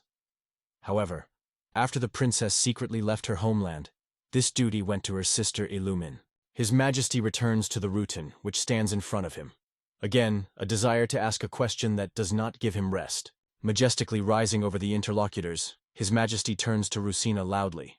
Why did she leave her native country of elves and left her sister herself? Suddenly, he looks at the field, forcing him to shudder. A clear manifestation of royal anger that turns his determination to hesitation. His Majesty unexpectedly expresses his gratitude to her husband, who returned Retinas to the elven lands. Pointing to Rusina's, he turns to Field. From respect for his daughter allows you to stay in the country of elves for a few more days. His Majesty has not yet quenched his anger. He orders Rusinus to approach closer. In his opinion, she has already appeared. Now time to fulfill the duty she had previously translated her sister's shoulders. Roshan walked confidently to the king, but Field, without holding back emotions, shouted to her and tried to say something. But Rusina immediately interrupted him, saying that she was extremely grateful to Mr. Field for his constant support and presence near her. Ratsinius hesitated for a moment, and eventually decided to open the whole truth to him. She confessed that she first tried to take advantage of his power in her own interests. It turned out that she has long learned how terribly treated him in his former guild, the Dawn of Glory. And when she heard that he was looking for the country of elves, she realized, here, her long-awaited opportunity. Rinus is upset by his own recklessness. She lowers her head, covered with sincere remorse for her act, because she tried to deceive him. And in the end it only brings trouble. Racine tries to restrain his tears, but her hands tremble. Without looking at the interlocutor, she has quietly admitted that she was really unfortunate. She could not show Mr. Field all the beauty of her elven motherland. Field, as if machine, extends his hand to Rakinas. Suddenly he felt that he could no longer restrain himself. He impulsively grabbed the hand of Ratinas, which was already going to go. She shuddered at the surprise, looked at him. Filda's face has changed sharply. He with considerable excitement assures her that he should not be sacrificed, even when it comes to fulfilling the duty to the country. Rutins opened her eyes widely with surprise, and froze with his mouth open, surprised to look at Field, which so unexpectedly stood in defense. At this time, His Majesty silently watched the events that unfolded nearby. Before the stunned Rusenas and the King of Elves, whose face expressed dissatisfaction, Field suddenly, loudly and confidently exclaims, "He seems to have something important to say right now." Despite the angry look of the king, Filda with force hits himself into his chest and pronounces loudly, he is determined to save the country of Rinus, relying on his own power. Field explains Rutan and His Majesty that his ability is to increase the experience that his allies receive. Moreover, this additional share of the experience belongs to Field himself, so he can dispose of it at his own discretion. He understands that the true misery of the elven country lies in the weakening of the magical power of its inhabitants, which is why forests lack vital energy. And if the reason is this, then Field seems to have an idea how to change the situation. The Field opens Rusin Jesus and the king his plan. Using his own magical ability to share experiences, he seeks to help the residents of the elven country become stronger. Field believes that this magical power of each individual elf will intensify, and therefore, they will be able to thank the forest, supporting its life. He clarifies whether the whole idea was true. His Majesty listens carefully and considers this plan extremely exciting. His Majesty is genuinely impressed. It turns out that this man named Field is not only able to increase the experience that his comrades receive, but can also distribute the points obtained on his own between members of the team at his own discretion. Filda is noticeably nervous. He impatiently squeezes his hand into his fist. The realization that His Majesty may not believe him also does not give him rest. The king is delighted that Field himself stands in front of him and asks for permission to defend the elven kingdom. Field is determined. Without taking his gaze from His Majesty, he again asks to give him the power to save the country of elves, to which he sought to get. In the calm silence of the castle corridors, Rusin frozen at the bed in the quarters of her sister. Her look focused on Illumin, who breathes hard while in a hot dream, and does not notice the presence of a sister nearby. The upset Rusin quietly says the name of Illumin and gently strokes her on her head, but the sister does not respond. Rusina has been distracted by something else. Suddenly, the trait noticed that Mr. Field was standing at the door of the cabinet and watching her carefully, as if she were about to say something. When they went out into the corridor, they stopped with the Princess Rusin and started a conversation, leaning on the balcony railing. Field is wondering if he is now allowed to stay in the castle. Rusinus confirms him and wondered if Field is inconvenient because of such developments. Filda shared with her that he recently met a tall woman who looked at him so strange. Rasania suggested that if she was really high, then he is most likely to have his mother. Field shouted confusedly, was it really a mother of Rasanias? He is aware that it is simply impossible to determine the age of elves. Then Rasina explains to him that people rarely visit these lands. The Rasinus rubs her hands restlessly with anxiety by appealing to Mr. Field to forgive her all the inconvenience caused. In the end, she left the country of elves in search of a response to their troubles, went far beyond her native land and in the horizon of the usual elfish understanding. For a long time she wandered tirelessly in search of answers, step by step, turning to different people, flipping through the pages of numerous books, day by day, without rest. Then Rasanius confesses Field that one day she just tired of the endless search for truth. However, Field's ability immediately attracted the attention of Rinus, so she quickly invented a way that gave her the opportunity to get closer to him. And here they are, already in the possessions of the elves. Field clarifies whether it was indeed the only reason that Rinus is probably hesitant with the answer. She sighs heavily and confesses that she has failed, trying to use it for her own purposes. However, she still fails to understand why Mr. Filda eventually decided to support the residents of the elven country. Filda, with a confused look, translates to her, thinking about what to answer. Field replies that he does not fully understand why he did so. Just like that, without much reason. However, if she needs an explanation, let him think he did it as a sign of gratitude for bringing him here. She asks whether everything is true, and he reaffirms his words again. The confused Filda believes that it would be really sad if such a wonderful elven country just disappeared from the face of the earth. Although he himself doubts his words, he does not stop speaking further. Field is well aware of the value of the motherland and the family, because they spent so many years together. In addition, when a friend gets into trouble, he is simply not capable of staying away. In order to quickly change the topic and overcome the awkwardness of the girl, Field solemnly states that he is in fact a real adventure seeker, and not an abito. The Ruinous turns red and corresponds to a shy smile. Rusinos smiles, but at the same time I am sure that the reason lies in such thinking. This Field is constantly involved. Field bursts her in words. He only wanted to support it, and she spoils everything. Rinus and Filda do not stop arguing and crawling as usual. It seems that these two have already become inseparable friends. Their joyous uplift suddenly interrupted the unexpected arrival of His Majesty, who turned to a man with icy indifference without even honoring him. His Majesty, not taking a strict look from the field, stated his fervent desire to meet this man immediately. Filda has been increasingly concerned. They have already descended so deeply into the subsoil of the castle, and the goal for which he was invited by the Lord himself remained a mystery to him. Suddenly His Majesty, without even looking at the man, noted that Field's swords seemed to reach their limit. Field clenched the vagina with a sword and barely smiled. Field is not at all surprised. It is quite familiar to him, because his sword has withstood many trials.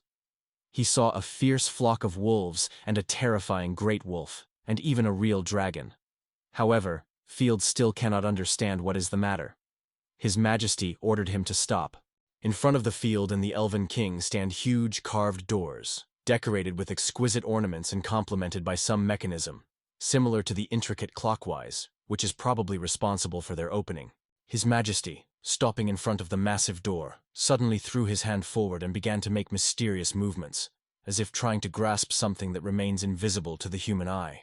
A roar came, and the giant door trembled under a terrible gnash. It seems that the hidden mechanism has finally turned on and began to move the massive door. Elven King is concentrated without being distracted for a moment. He continues to control the door-opening mechanism remotely. In response to the king's actions, the door clock mechanism came to life, and a loud countdown of rhythmically thickened in silence.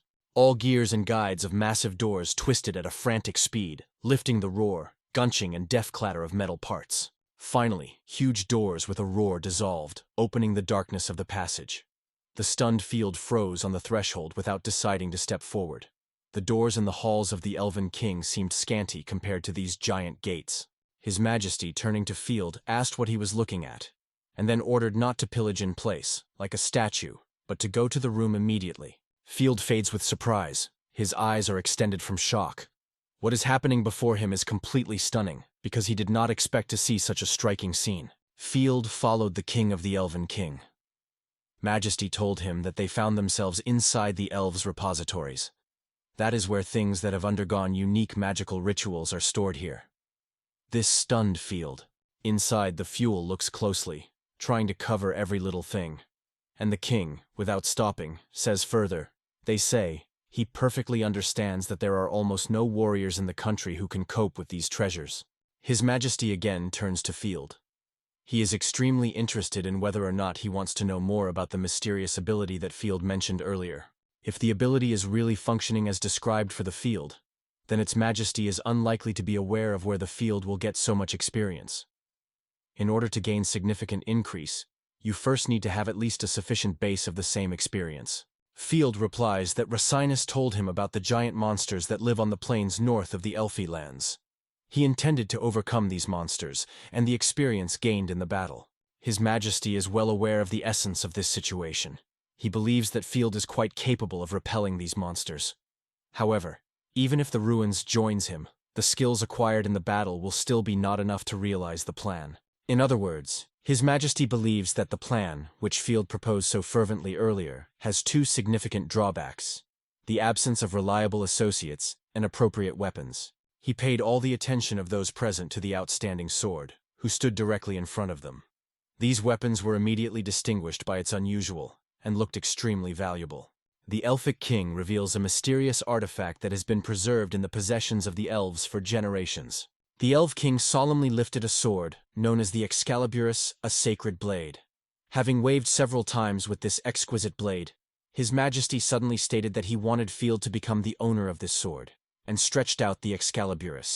His Majesty is preparing to pass on Field precious weapons, and hundreds of the best soldiers of the kingdom.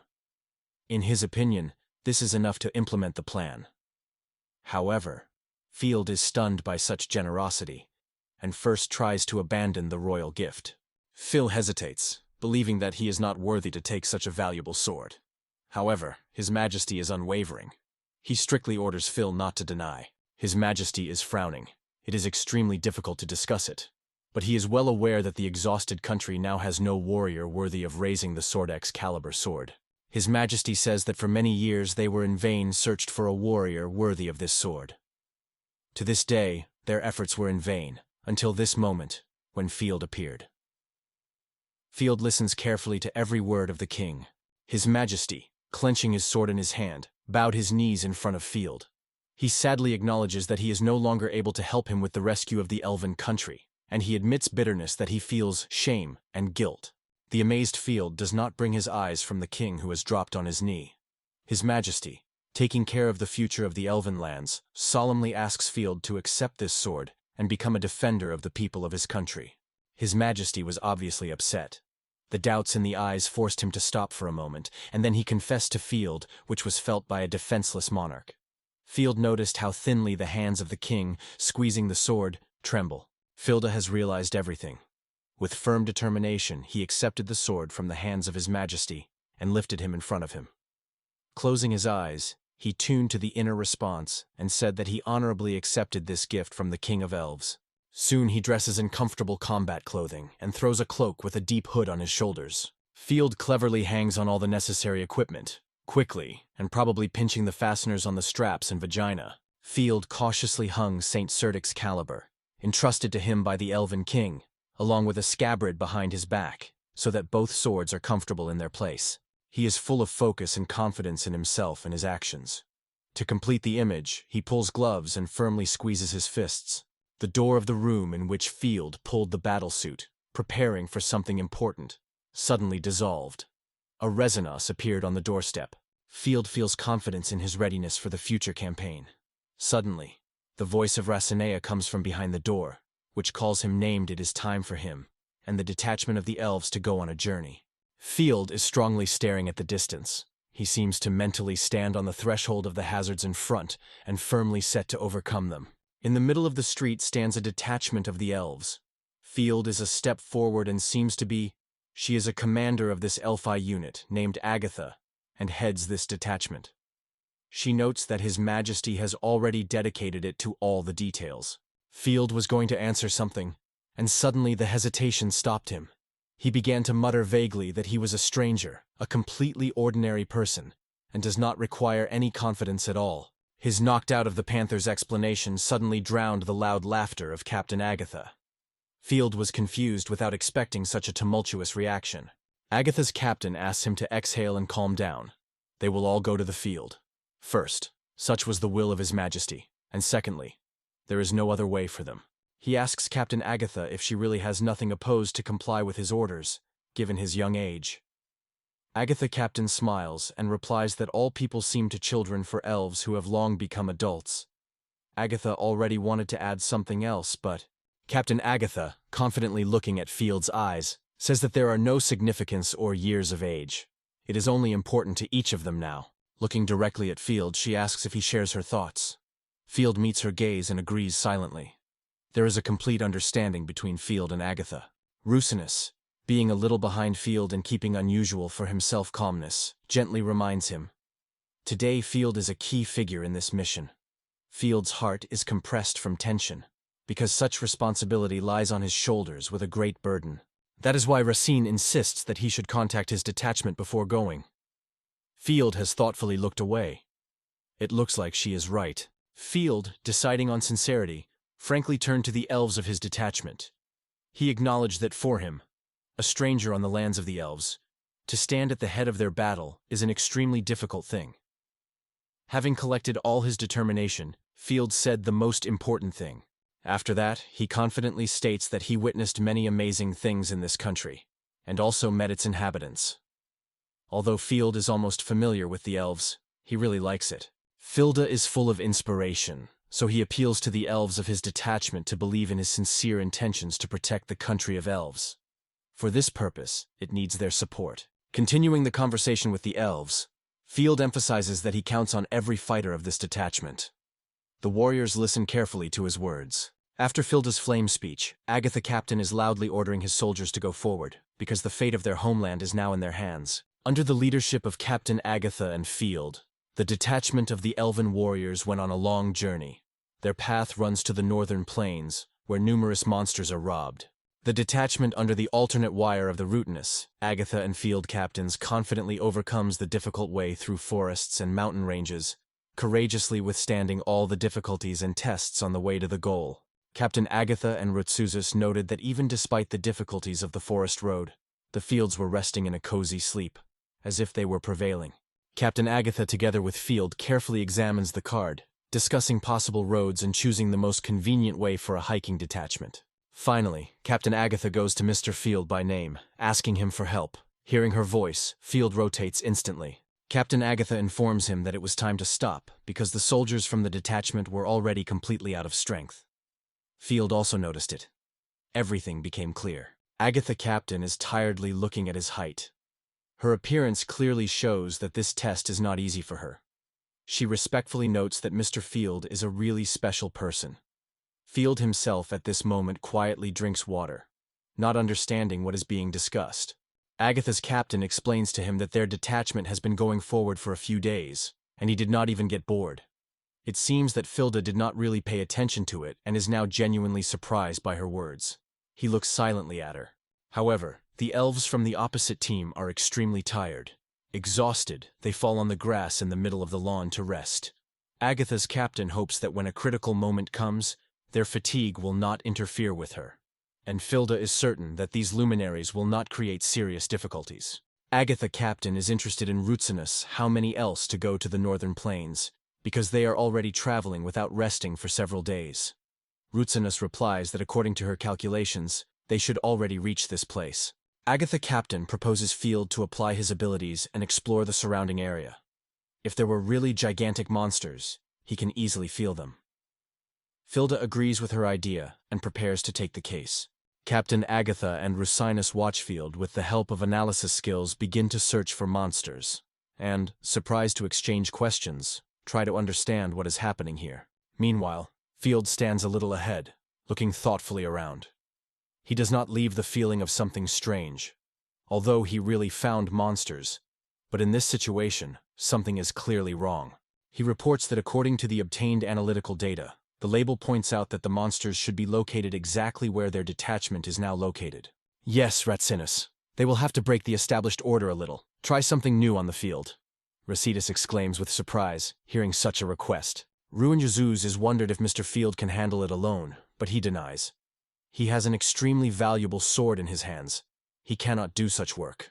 After all, he was entrusted with the national treasure of the elves, and not at all to be copied in the ground for them. Then Rumnus asks the Agatha Captain to punch the land for himself, but she refuses. Her strength spoils the sword, so she will definitely not risk repeating it. Field puts his lips in a mourning grimace and begs Rusinus to fulfill his request. In response, Rusinus seems to inflate his cheeks and pretend that he is not delighted with this idea. In the end, she realized everything and agreed to fulfill his request. The Racinus is assembled and determined. He confidently gets weapons from the vagina. Swinging, Rusinus struck him with the earth under their feet. However, contrary to the expectations, nothing happened. The earth, dissected by it with a blade, remained motionless and amazingly calm. Field stops confusedly. It does not leave the feeling of weirdness. He hoped that the monster had humbled somewhere deep underground or hid in the shadows. He had already opened his mouth to add something else. But a sharp, wild cry suddenly broke out of the crack, cutting it off half a word. A powerful and spooky cry pierces the air, throwing everyone around the horror. The attendees scream from confusion without understanding what is happening. Agatha Captain does not delay. He orders Elpham immediately to fight. While Rosini is unbridled by the eerie roaring of the mysterious monster, she calls Mr. Filda. She seems to be well aware who or what it is. Captain Agatha immediately orders his warriors to hold together and move to the foot of the mountain. Field and Rain look stunned, but at the same moment Field is aware. There is no monster on the mountain. The surprise changed Field's face when he made an unexpected discovery aloud. The monster he was looking for did not hide in the mountains at all. The hill itself, and was a monster. He did not involve such a turn of events. Directly in the eyes of stunned people and elves, what they considered a mountain, suddenly swept, changed their outlines, and gradually took the form of a giant monster, which did not stop giving out a spooky, tearing soul. Once a traveler brought to a village located among the endless plains. Deferred even with the smallest penny, he asked the local resident to let him spend the night. The peasant agreed and led the guest to the abandoned house. The traveler, who plunged into a sweet dream in the middle of an abandoned house in the steppe, suddenly in the middle of the night, woke up rapidly from fear. Something invisible began to rock the shelter where he rested. Unknown underground shocks lasted until the morning. The traveler could not fall asleep again, listening impatiently when the tremor subsided to be able to move on. Once the fluctuations subsided, he left his shelter and, looking around, frozen in place, stunned by his view. The traveler spreads the empty place, the village in which he was staying yesterday, as if dissolved in the air, leaving him one among a desert plain, where only the unnoticeable gloomy hut in which he spent the night. The forest that recently plunged into the silence suddenly stirred from the deafening wild roar. A giant monster emerged in front of the heroes, spreading his mouth, glittering a number of huge, sharp teeth. The public body of the beast was moving, lifting around the sinister roar. Fields froze in silence, stunned. A giant monster grew in front of him. His body was trembling and trembling because the insurance appeared quite unexpectedly. Horror was clearly reading on the boy's face, and cold drops of sweat flowed on the skin. Lunasis and Fildes stand side by side, fascinated by watching the creature. The girl silently guesses who this can be, but does not voice her assumptions. The guy begins to think aloud, noting that the creature resembles a dragon, only devoid of wings. Field suggests that this creature is a kind of dinosaur. Meanwhile, the monster increases rapidly in size. Its massive body grows straight in the eyes of a detachment of warriors. It does not stop. The threatening roar breaks the air and rolls further, anxiously echoing around. The girl, addressing his comrades nearby, shares her astonishment. She heard about mighty monsters, but even could not imagine a creature of such tremendous sizes. Meanwhile, Filda turns through and sounds loudly to the agate warrior, seeking to find out where other soldiers are. Agate replies that the soldiers are horrified, but he managed to gather them and restore their way. However, in these words he stops, uncertainly stopping for half a word. Assessing the situation and listening carefully to Agatha, Field raised his voice full of anxiety. It was difficult for him not to understand the fear of soldiers who were stunned by an unknown enemy, an opponent that he could not overcome the quantitative advantage. The young man was nervous, and drops of cold sweat rolled on his face.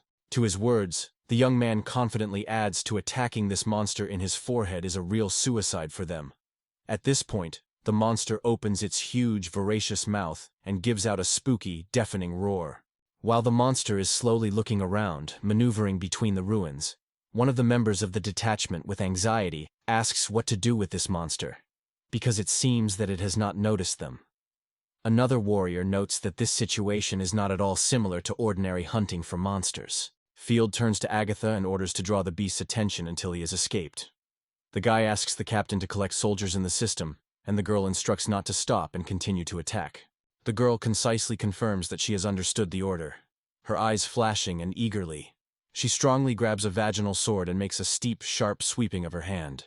With passion and determination in the look of Luna-sensei rapidly and accurately disrupts his sword down, cutting in the air invisible lines of crazy force, cutting out the space and the air around him. The black stripes that rush out of her sword under the scaffolding of the girl's blows rapidly fly forward, carrying all the power and a shaky pressure. They raise Chicken, cut the ground and crash into the trunk with a loud roar, causing him a devastating blow. After this collision came silence. The monster stopped, stroke. It plunged into the reflections on the feelings that had taken it by surprise. The monster has frozen in place as if a giant shadow that looked over the entire forest. The heroes are silent, studying carefully how the beast responds to what is happening. Finally, someone will carefully ask if the monster has stopped. The statement sounds in response. At that moment, the monster dies, and suddenly his giant body seems to move again. It opens its massive mouth and erupts a powerful roar, full of hatred. This deafening sound pierces everything around, clouding even the smallest rustle. The moon was squeezed, and the loud roar split the echo throughout the space, forcing the heroes to cover their ears and hide from the unbearable roar. The moon closed her eyes, and on Filda's face flashed a grimace of pain. He clenched his teeth. Another loud roar came. Lunasis, bending, shouted, asking why the monster did not respond so immediately. Field, even more pressing the palm into his ears, explained that the creature is too large. The pain reaches its nervous system slowly, so it takes time until it feels. The monster suddenly turned away from them. Defilement of people who hid in the willy huts. Someone from the detachment was surprised that he probably did not notice the creation, but the feeling suggested another. He could not agree with this assumption. Carefully watching the monster in front of him, he looked at him widely open, full of vigilance, trying to predict his movements and react instantly, ahead of a possible attack. The young man remembered his long-standing clash with the dragon, as if subconsciously comparing the creature with what stood before him now. He was convinced that this monster would not leave them alone, and would not just leave. Suddenly, the forest clearing pierced a new sound that was rapidly approaching people and elves.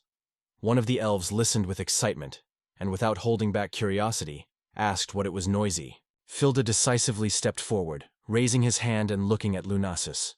Loudly and powerfully, he ordered the Captain Solid Agate to gather all the soldiers and stand behind his back. The girl watched it with surprise and confusion. The volume has increased sharply several times. A powerful shockwave, already clearly visible through the thickets of trees, relentlessly moved to the army, sweeping everything in its path by inevitable force. Starting in front of the soldiers, Filda strongly turned to them. On his face he read anxiety and courage. In a high-profile voice, he warned the fighters that the monster was about to strike his tail. The monster turned sharply and struck the guy with his fierce look. It waved a giant tail and forcefully gave it to the ground, lifting a powerful shockwave that rapidly went towards the field. The young man froze, without even shuding, watching how the threat is rapidly approaching him. The natural wave, which crashed in his view, seemed inhuman, but in his thoughts, he spoke only one word. The name of the legendary sword that held in his hands, Excalibur. In memory, a moment broke out when he was handed over to this sword. The young man, carefully holding the shrine with both hands, listened carefully to the story that it was a legendary relic of the elves' earth. And all this was no wonder. Pressing the sword closer to himself, Filda thoughtfully listened to the words that the true power of these weapons is not lies in the physical power of the owner. So, it was the young guy who was able to truly reveal her hidden power. Filda still vividly mentioned how the owner of the elves looked at someone when he handed him that priceless wedge. He persistently demanded that the young man be fully focused on weapons to awaken her true power. The young man's thoughts were echoed by the last words of the elven lord. The sword is able to do everything else instead. So, Field lifted Excalibur, focused on a dangerous look filled with determination and fighting fire. A powerful blow forced the protective field to repel a shockwave that caused a grand explosion. The monster, struck by this sight, has widely outlined the mouth, unable to believe in the incredible power of the enemy. A powerful blow lifted a crazy vortex, which rapidly rolled to the elfic detachment. The warriors tried hard to stay on their feet, fighting the ruthless gusts of wind, so that they would not fall off their feet. Field froze in place, breathing hard and breaking on the groaning, trying to come to his senses. While blood was buried from his face, his body was not ready to take such a powerful blow. Exhausted, he barely held on his feet, leaning sideways. But he has not fallen yet, squeezing a legendary sword firmly in his hands. Before him lay 2 parts of the giant tail of the monster, stretched in a powerful blow. The soldiers of the Elfie detachment were froze with surprise, watching the blood spilled with wide bodies. Captain Agate could not believe his own eyes. He frozen in place, staring in amazement in the consequences of a boy's blow. The expression of his face was completely confused, and wide-open eyes reflected misunderstandings and shock. He again and again, almost whispers, asked, "Is it possible at all?" Feeling unbearable pain, the monster stuck his head up and roared so that the earth trembled. It lifted the tail with a torn tip, and an even more powerful piercing roar escaped from his mouth than before, forcing a lunets in his name. The hero began to share his plan with the Elfian quickly. He intended to unknow the enemy on himself, although he was aware that at that moment the rest of the soldiers would be in danger if they get together. So he asked her to watch them closely to prevent trouble. After the guy explained to the girl what to do, he squeezed the sword's arms and focused. After straining his legs, he gathered in them, preparing to make a rapid high jump. After finishing the preparation, the young man instantly broke out of place and moved to a rapid run. Behind him was a new powerful explosive impetus that tried to catch up with him, but, With unwavering determination in his gaze, the guy raced forward to his goal. When he was moving forward, thoughts in his head were thought. The combat instinct instantly read the potential of the sword that was hiding in the radiant blade. He was worried that one mistake in the calculations could harm his own soldiers, but he decided to think about it after the battle. Field lifted the legendary sword and struck him strongly, leading to his force. The blade flashed a blinding glow. The young man waved his sword with force, cutting in half the trees that stood in his path, and breaking them with a powerful blow.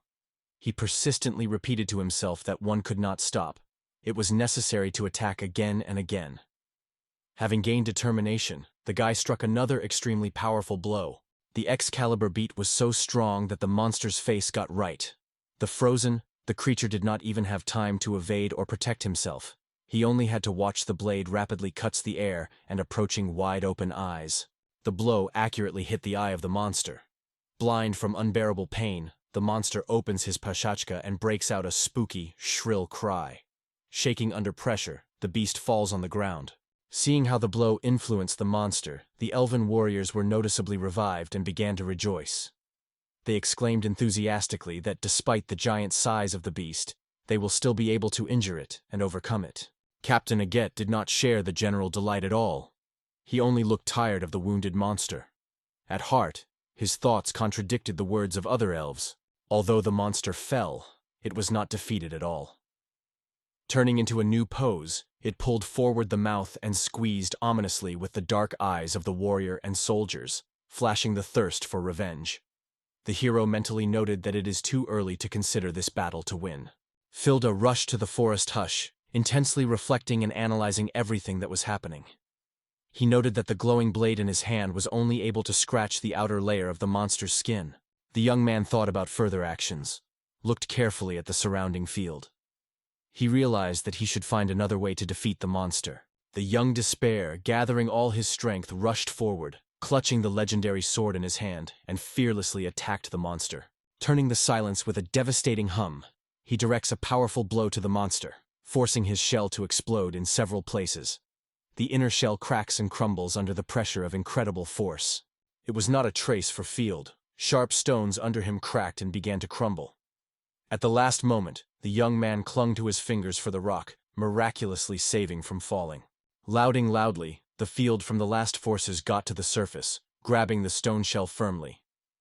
He urged not to compete with the monster in endurance, because it was doomed to defeat, and instead direct all efforts to its weakest places. The young man struck again on the monster with the legendary elven sword, directing all his power in this blow. Filda really destroyed the monster's stone armor, and having done so, he was in danger. The ground under his feet disappeared, and he began to fall down rapidly. Having experienced even more failure due to his own actions, the young man quickly plunged into the unknown.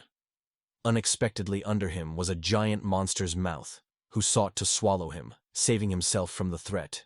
The monster made a loud sound and groaned, swallowed the young man, pulling his body to the border. The soldiers of the elven army witnessed all these events. Lasusis exclaimed with horror, unable to believe she saw.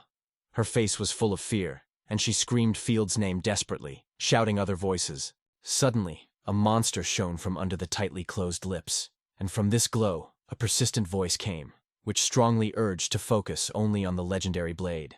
The determination fire broke out in his eyes, and every face of the face gave an adhesive confidence. Filda exclaimed mentally, "A monster that was hidden inside is not as strong and rigid as it seems at first glance. Under the hard shell hides much weaker." Having collected all his power in the legendary elven blade, the young man released the dazzling ray, which pierced the viscera of the monster through, sweeping on his way the giant, snow-white fangs of the monster. Field applied his final ability, the Holy Destroyer.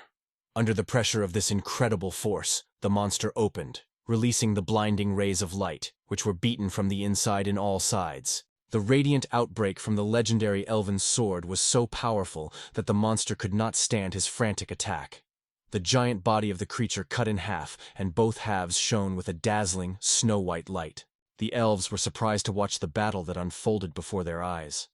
The faces were vividly red with astonishment and delight, and the crowds came from the crowd of joy and passionate remarks about how Field was able to defeat the monster. The body of the monster with a roar fell to the ground. Seeing this, the elven warriors faded. When they were looking, they retell each other that the field warrior was able to overcome the monster and end it. Suddenly, someone exclaimed that the young man managed to defeat the fear. Only Luna's sister did not share the general grip. She lifted her head and spread her eyes in surprise, looking at the boundless heights of the sky. Anxiety and fear of the young man were reflected on the face of the elves. The girl wondered where he was. It was at that moment that something with a frantic speed flew from the sky, rapidly approaching the ground and flying over the lawn in the middle of the forest. The unknown object was Field, which was rapidly falling to the ground. His body is almost exhausted after he has positioned to full. Every muscle is imbued with exhaustion and fatigue. The young man flies down, his sword, escaping from his hands, rushes in the air. Thoughts, like crazy horses, sweep the fields of his consciousness. And suddenly, he realizes with horror, the body, no muscle responds to his orders. He is trying to move his finger, but the fragments of freedom sink in powerless. Even he fails.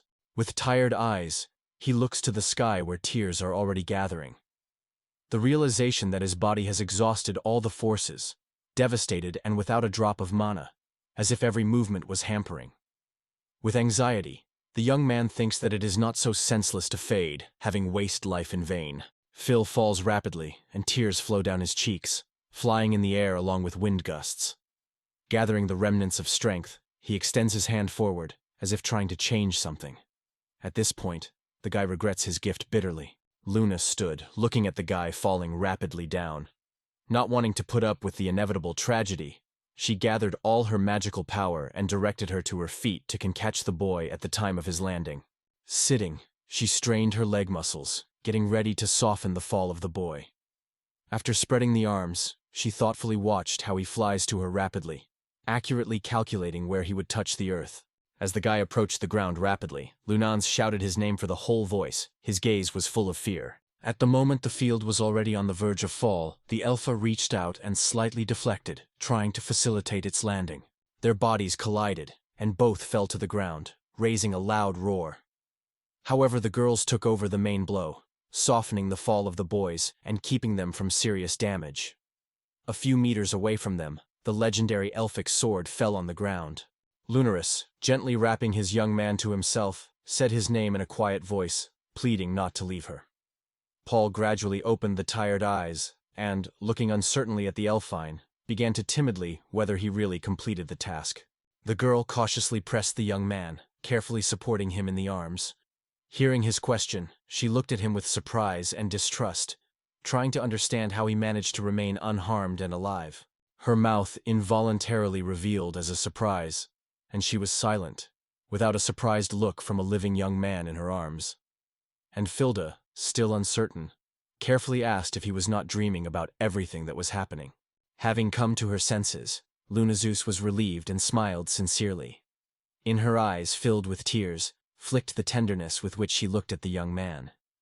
Carefully, almost whispers, the girl said that he could hand over to him the elixir from his mouth, and then he would get to his feet and see everything with his own eyes. Field smiled happily, winning the girl. His smile became even wider after her words, and in the meantime she gently held her fingers on his polluted cheek. The guy assured the Elfian that everything was fine with him, and added that he was able to cope on his own, without any magic potion. They lay straight in the middle of the endless wasteland, distant from all over the world. Seeing them, the concerned Captain Egot, along with other elves, hurried to help. Everyone sought to support the commander and express his gratitude. It's time to return to the elves. The king of the elves turned with a noticeable surprise with his assistant, not expecting the detachment to appear so quickly. They appeared a joyful, pleased warriors who, with pride and feeling of fulfillment, returned to the king. Happy smiles blossomed on the faces of Lunarus and Agatha. She carefully supported him without letting it fall. The king of the Elfic kings silently watched the soldiers stepping into the palace, returning from a difficult hike. As they crossed the threshold, Lunarus released Field and rapidly rushed to his father, widely revealing the arms. The ceremony began before the majestic gates of the palace. All the inhabitants of the elven country gathered on the square, with excitement to watch at every moment. Above the crowd stood Field, Lunasus, and her father, attracting all the attention of the attendees. Field closed his eyes and focused, calling for his strength. He extended his hands forward, and the magical energy was frozen between his palms. The light broke through the very depths of its essence. The elves on the square froze in delight, watching everything that happened. The air around them shone. The young man emitted such a force that his abilities were filled with energy and multiplied their magic. The elves smiled happily and celebrated this event with inspiration. On the Maidan, many of them rushed into the arms of loved ones, seeking to share the common joy. Some have already begun to brag about recently acquired forces.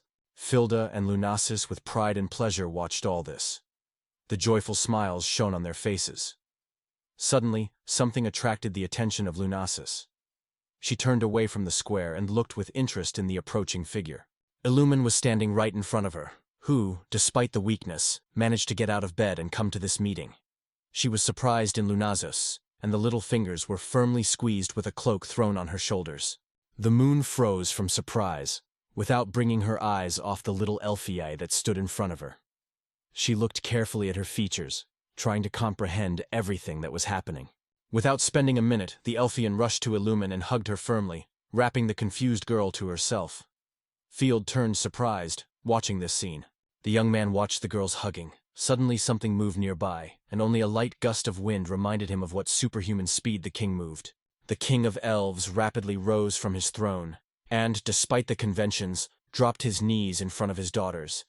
He firmly wrapped them to himself without sparing tenderness. The girls have frozen, not expecting such a tumultuous reaction from their father. The man did not restrain him. Tears strangled him, and he rushed sincerely, openly giving freedom. Lunasis froze in surprise, watching her father literally trembled, succumbing to her feelings. In her eyes, tears sparkled. Field stood aside, watching the elven family, finally reuniting, happily hugging each other, sinking in happy tears after all the trials they had to endure. His lips were barely noticeable in a smile, but he answered nothing.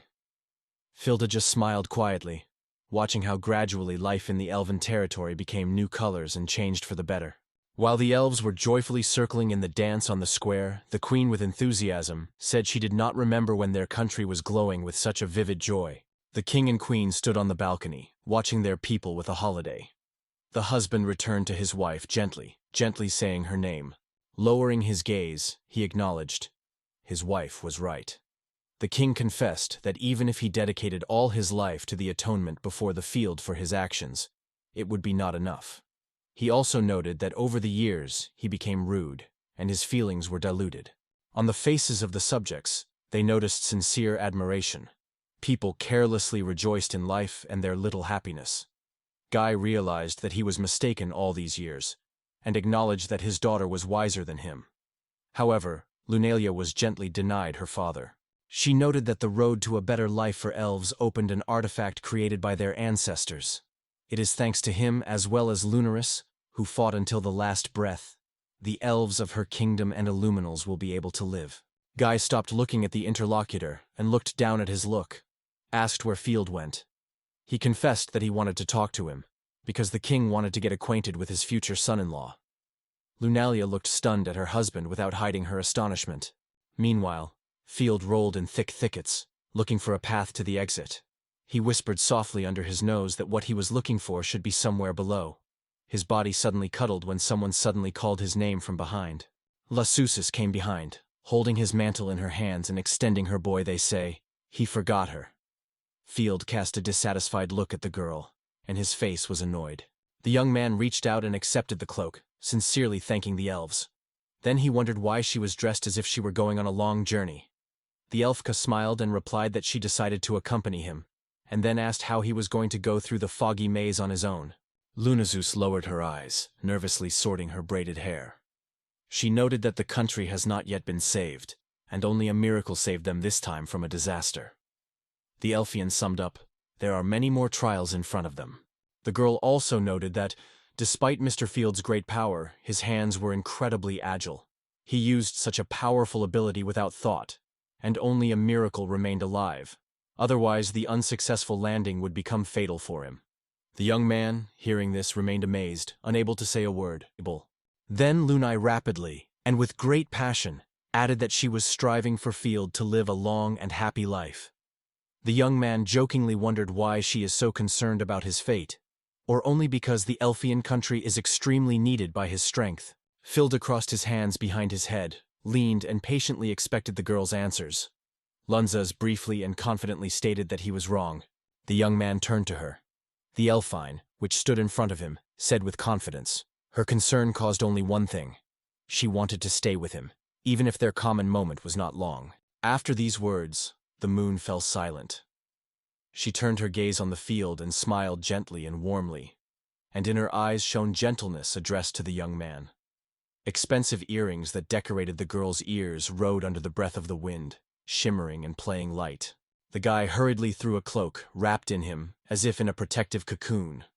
Uncertainly pulling the collar, he did not know how to answer the words of the elf. His face flashed, because embarrassment could no longer be hidden. He turned away from Lunasis, not wanting her to notice his embarrassment. As he seems to be indifferent to him, he negligently threw that his actions were not concerned with him, and she is free to do as she desires. The elf, however, only smiled in response. Suddenly, both froze. The feeling of the presence of someone the third pierced the air. Lunasis turned her gaze on the girl in a hat with rabbit ears. The guy and the girl shouted in surprise, seeing how Illumin joined them. The girl, glowing with a confident smile, held something like a broom, decorated with bows, and was quite ready to go on the road with them. At this point, a real anarchy raged in a tight, contaminated sewer pipe. The whole space was impregnated with a disgusting fluid, from which a whole dungeon was stuck, and from afar, deaf exclamations and curses were heard, adding even more tension to this dirty atmosphere. The valley was filled with loud screams, similar to rats. They were clearly annoyed and angry. Along with them, a bile voice of a man complained that he once headed the strongest guild with his associates. Before the crowd of giant rats, familiar faces of the former brothers in the guild were visible. They were frightened and depressed. On the cheeks of the Bonza warrior rolled abundant tears. The Claude, their leader, watched in confusion of what was happening. Not understanding how everything happened, they gathered a dense pile in a tight sewer tunnel, preparing for the defense. On the opposite side, moles were rapidly moving, squeezing angrily and threateningly.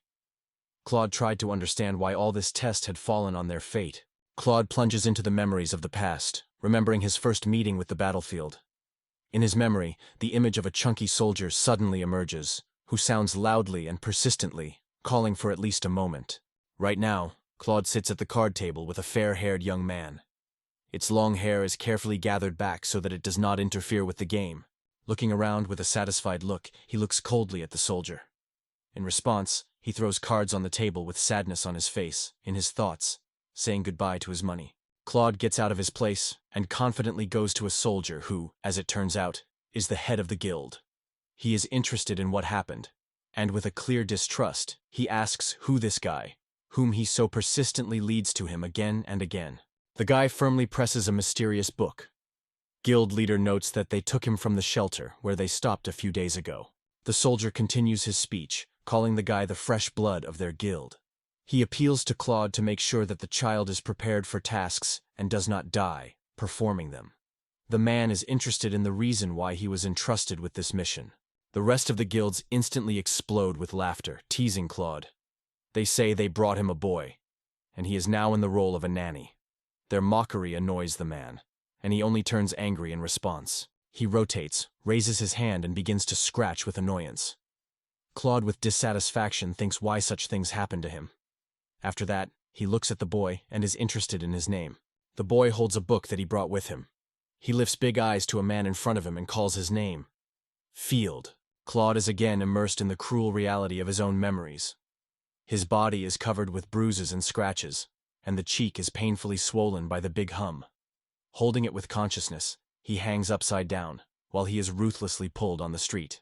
All members of the guild are silently lazy to the city street, leaving traces of their dusty shoes on the pavement. Their faces and clothing are covered with dust and dirt, and exhausted postures are tired after a hard day. Each of them hopes to find shelter at night as soon as possible. In front of the chunky warrior, which carries a bale of fabric on the shoulder, Claude finally began to get rid of. Some from the crowd noted it with a loud exclamation, but immediately received a boil from another member of the guild. He persistently advised not to be labeled and faster to move on, otherwise they would be noticed on the street, which could turn into great troubles. Guild leader complained of sharp pain in the hand and unpleasant sensations on the face. His hand really looked horrible. Blood flowed generously from a deep wound. Dorothy wondered at her husband if he really forgot everything that had happened to him. She told him that in the dungeon, he suddenly attacked a giant rat and bitten. Claude only indifferently repeated the story of a giant rat.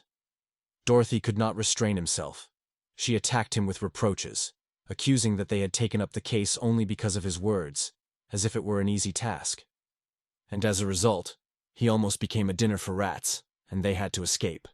The witch did not stop and further reproached the man, emphasizing that only he was to blame for everything.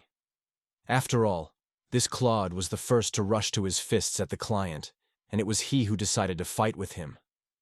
If it were not for the timely intervention of the military police, a man would hardly remain alive. Dorothy summed up that she forbade them to accept tasks from other adventurers. Someone reproached her by breaking her own rule, and another person noticed that they would stop arguing, but he was reprimanded from the witch. Claude, seeking, tilted his head and stared into the ground. The leader of the guild, with bitter condemnation, reported that the task was never completed. All four of the group came to the threshold of the house. The door opened, and the bonza confidently entered the room, throwing a piece of cloth on the shoulder. The attendees in the room met him mocking phrases, with sarcastic smiles greeting Hildmistra. They set up a few gulstas who carelessly drank alcohol and sanded. One of them rushed boldly with a mockery of the newly arrived, asking if they could find a good job somewhere. However, he immediately waved, stating that he was only interested in money. All four moved up the stairs. Men with an ironic smile lifted glasses and exclaimed a toast for their guild. The fortune, haired and angrily looked at these drunkards, without hosping them aloud to call them arrogant darm. She continued to think, they say, and they would stay in this house until the last money is over. Carl noted that everyone who stayed in the guild had a similar character. In inviting Claude to sit down, he promised to take care of his treatment. The monk carefully took the wounded hand of a man and directed the healing energy to his wound. His palms shone with magical light when he carefully took the hand of a man and gently began to heal the wound. Carl instantly noted that he did not work, but added that they really made every effort. Dorothy looked at her palms with bitterness and noted what she had guessed for a long time. They completely lost their strength. She explained that in fact they only returned to their original state. Claude reached out his hand, looking at her. The bloody bandage slid, exposing a deep footprint from the wound. Carl removed his hands and hurriedly said that he managed to stop the bleeding, but persistently advised the man to turn to the real healer in the clinic. Seeing Carl fussed, and Claude lowered her shoulders in complete exhaustion, Dorothy could not stand it. She was angry, and she loudly exclaimed that this story had no sense. She put her hard, waving her hands. The witch wondered, who invented this rule? They say, if you come back to the initial level, then you have space for development again. In fact, they completed the task of gross force, having truly fighting. Dorothy said loudly that rats are a task for beginners, because it is perhaps the easiest thing to do with everything you can imagine. She immediately accused Bonso of scared and shouted, which was because of this, they say, the rats, and rushed. He just frowned and looked sadly at her. Bonsa began to justify himself, they say. He could do nothing. Earlier, he noted, everyone was extremely strong, so such difficulties did not even appear on the horizon. In addition, they always had strong magical support and a considerable stock of medical magic. After that, he got a simple wooden bat and persistently asked Dorothy to pay attention to her. Now he was the only tool he could use.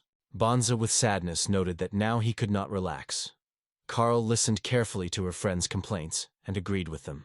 He added that Mr. Boonso was already a man of a weak man, and this news generally flew out of his head.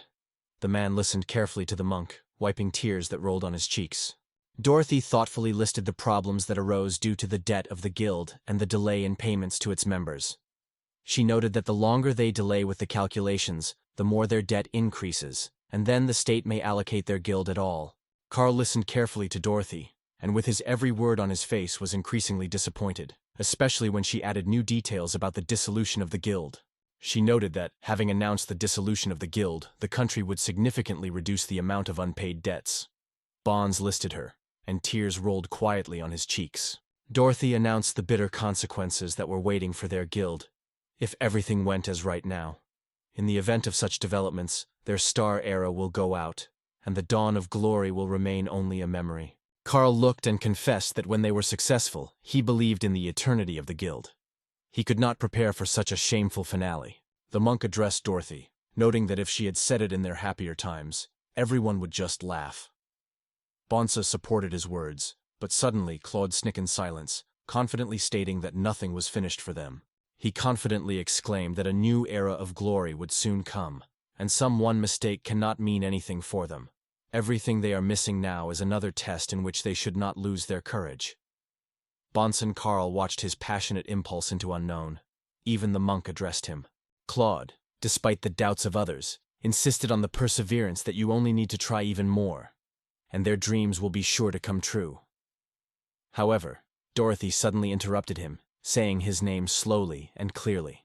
She urged him persistently to return to reality, but the blade frozen with surprise, firmly squeezing the wounded wrist with a healthy hand. Claude engulfed tremors from excitement. He suddenly asked if they all dreamed of it, and then he assured that the dawn of their glory would not be in vain. They will be able to create the best guild, which will become famous throughout the world. Dorothy slowly laid her hand on her hair, pulling a long strand lightly, and said with cold clarity, "It was his dream, not their." Carl added that it is no longer possible. Bonsa, hiding his face in his palm, noted that everything seemed perfect only because of their constant luck. Because all the successes were given not through their own efforts, but because they did not notice it confidently. Carl nodded briefly, agreeing with the words of Bonds. Claude was overwhelmed by the surprise. His eyes expanded, and he just couldn't believe heard. Dorothy indifferently listed that the maintenance of the guild is too expensive, and now they just can't afford it. She also noted that they were still far from the best guild. The witch crossed her arms on her chest and sighed hard, noting that at least it was worth rejoicing how far they managed to get to some 3 years. Claude, in a confusion, asked what they would do if the Glow Glory Guild disappears, because without him they are completely powerless. Carl looked awkwardly and confessed that he has long dreamed of opening his own massage therapy office. It is not capable of treating wounds, but it may well deprive people of back or thigh pain. Smiling, Bonds shared that he was thinking about returning to her home, because he was worried about a mother who is not easy to give loneliness. When someone asked the plans of the Doherty, the witch only negligently rubbed the palm and confessed that she had tired of witchcraft. Her powerless spells did not benefit anyone. Bending in a sophisticated pose, she noted with a smile, "With all her charm has only a pretty face." So Dorothy decided, it's time to find a rich old man. Carla was stunned. He looked at her with surprise, and Claude persistently begged to wait a little. The man exclaimed in the whole voice, full of indignation and despair, asking, "Is the girl really leave him so simple?" Hearing these words, Carl and Bonds were stunned, and Dorothy only waved his neglect, saying that you did not do anything. Bonds leaned closer, covering his mouth with his palm, and with a touch of surprise, Carl asked if there was something more than friendship between them. The monk also covered his mouth with his hand, and in response in surprise he asked how he could not know it.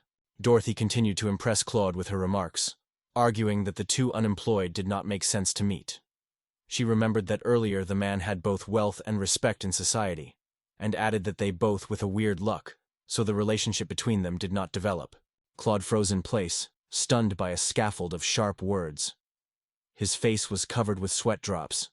Dorothy did not stop, coldly stating that their common past weighs nothing, because they lost everything, and he, even more.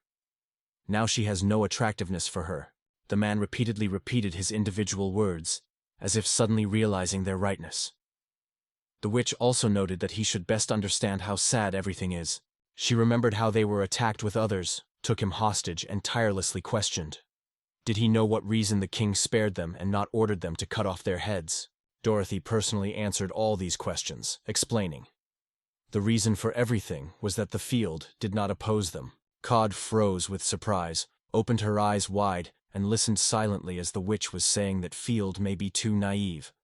But it was this pure faith that allowed them to live, so they should take advantage of it. She added, "It is quite possible to live a life, even seeking anything or dreaming."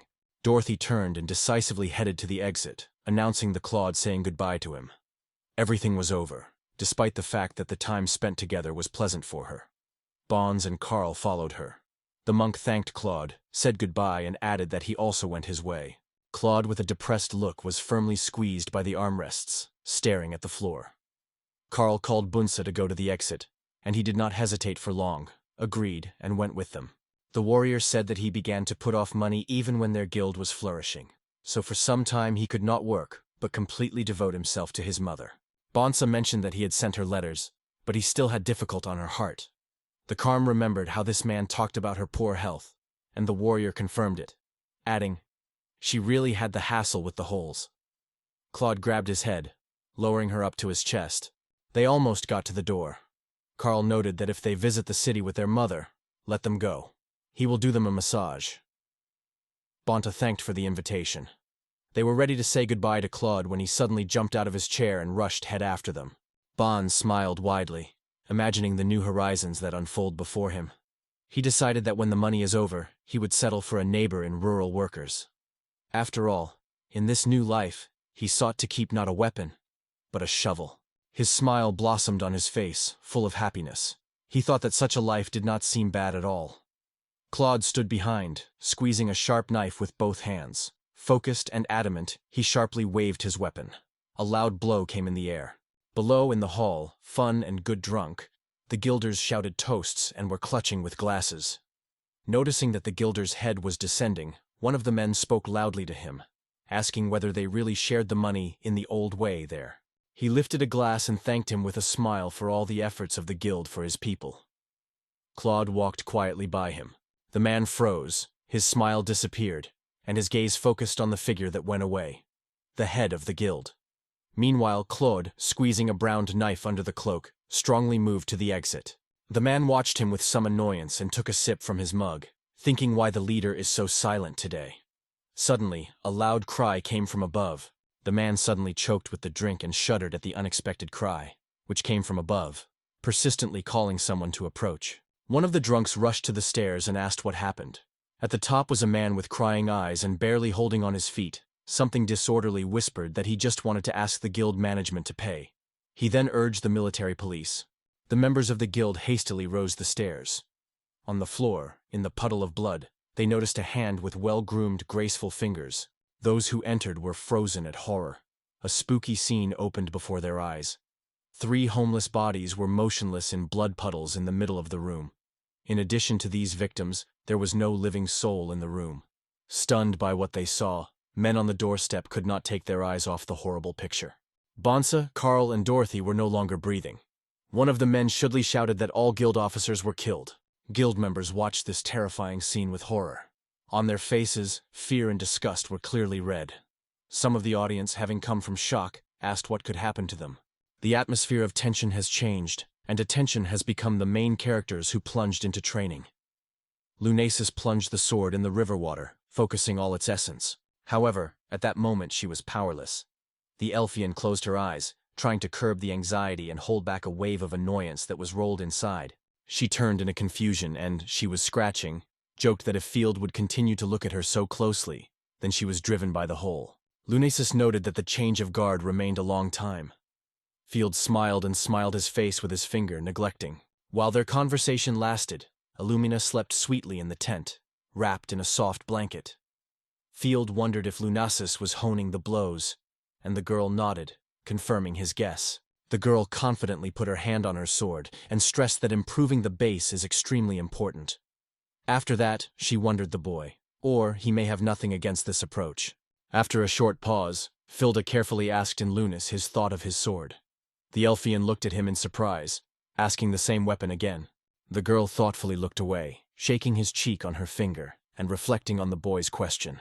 With a smile, she gladly added that his sword is a national relic of elves, with truly powerful magical properties and unsurpassed blade sharpness and sophisticated decoration. Field shouted at this, which meant a completely different. He added that he seeks to hear the opinion of the one who is called the Sword of the Sword, about his skill of possession of the blade. Lasusis bowed her head in surprise, not hoping to hear a similar request from a young man. The Elfian touched her chin, thinking thoughtfully whether Field really was waiting for her sincere answer. The young man who stood opposite seriously nodded and briefly confirmed his expectations. Feeling the tension in the air, the girl spoke the first, and he prepared carefully to listen to her.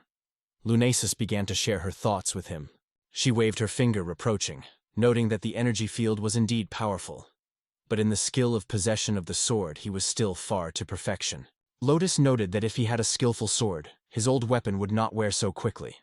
Filda, having heard these words, opened his mouth wide with surprise. Continuing to think about the abilities of the young man, the Elfian leaned and raised a long branch from the ground, deciding to use it as a kind of pointer. Lifting a branch up, she began to study his skill with his sword carefully and witty. Lunazeus noted that Geiger Exit, which then managed to win, would only be subjected to him.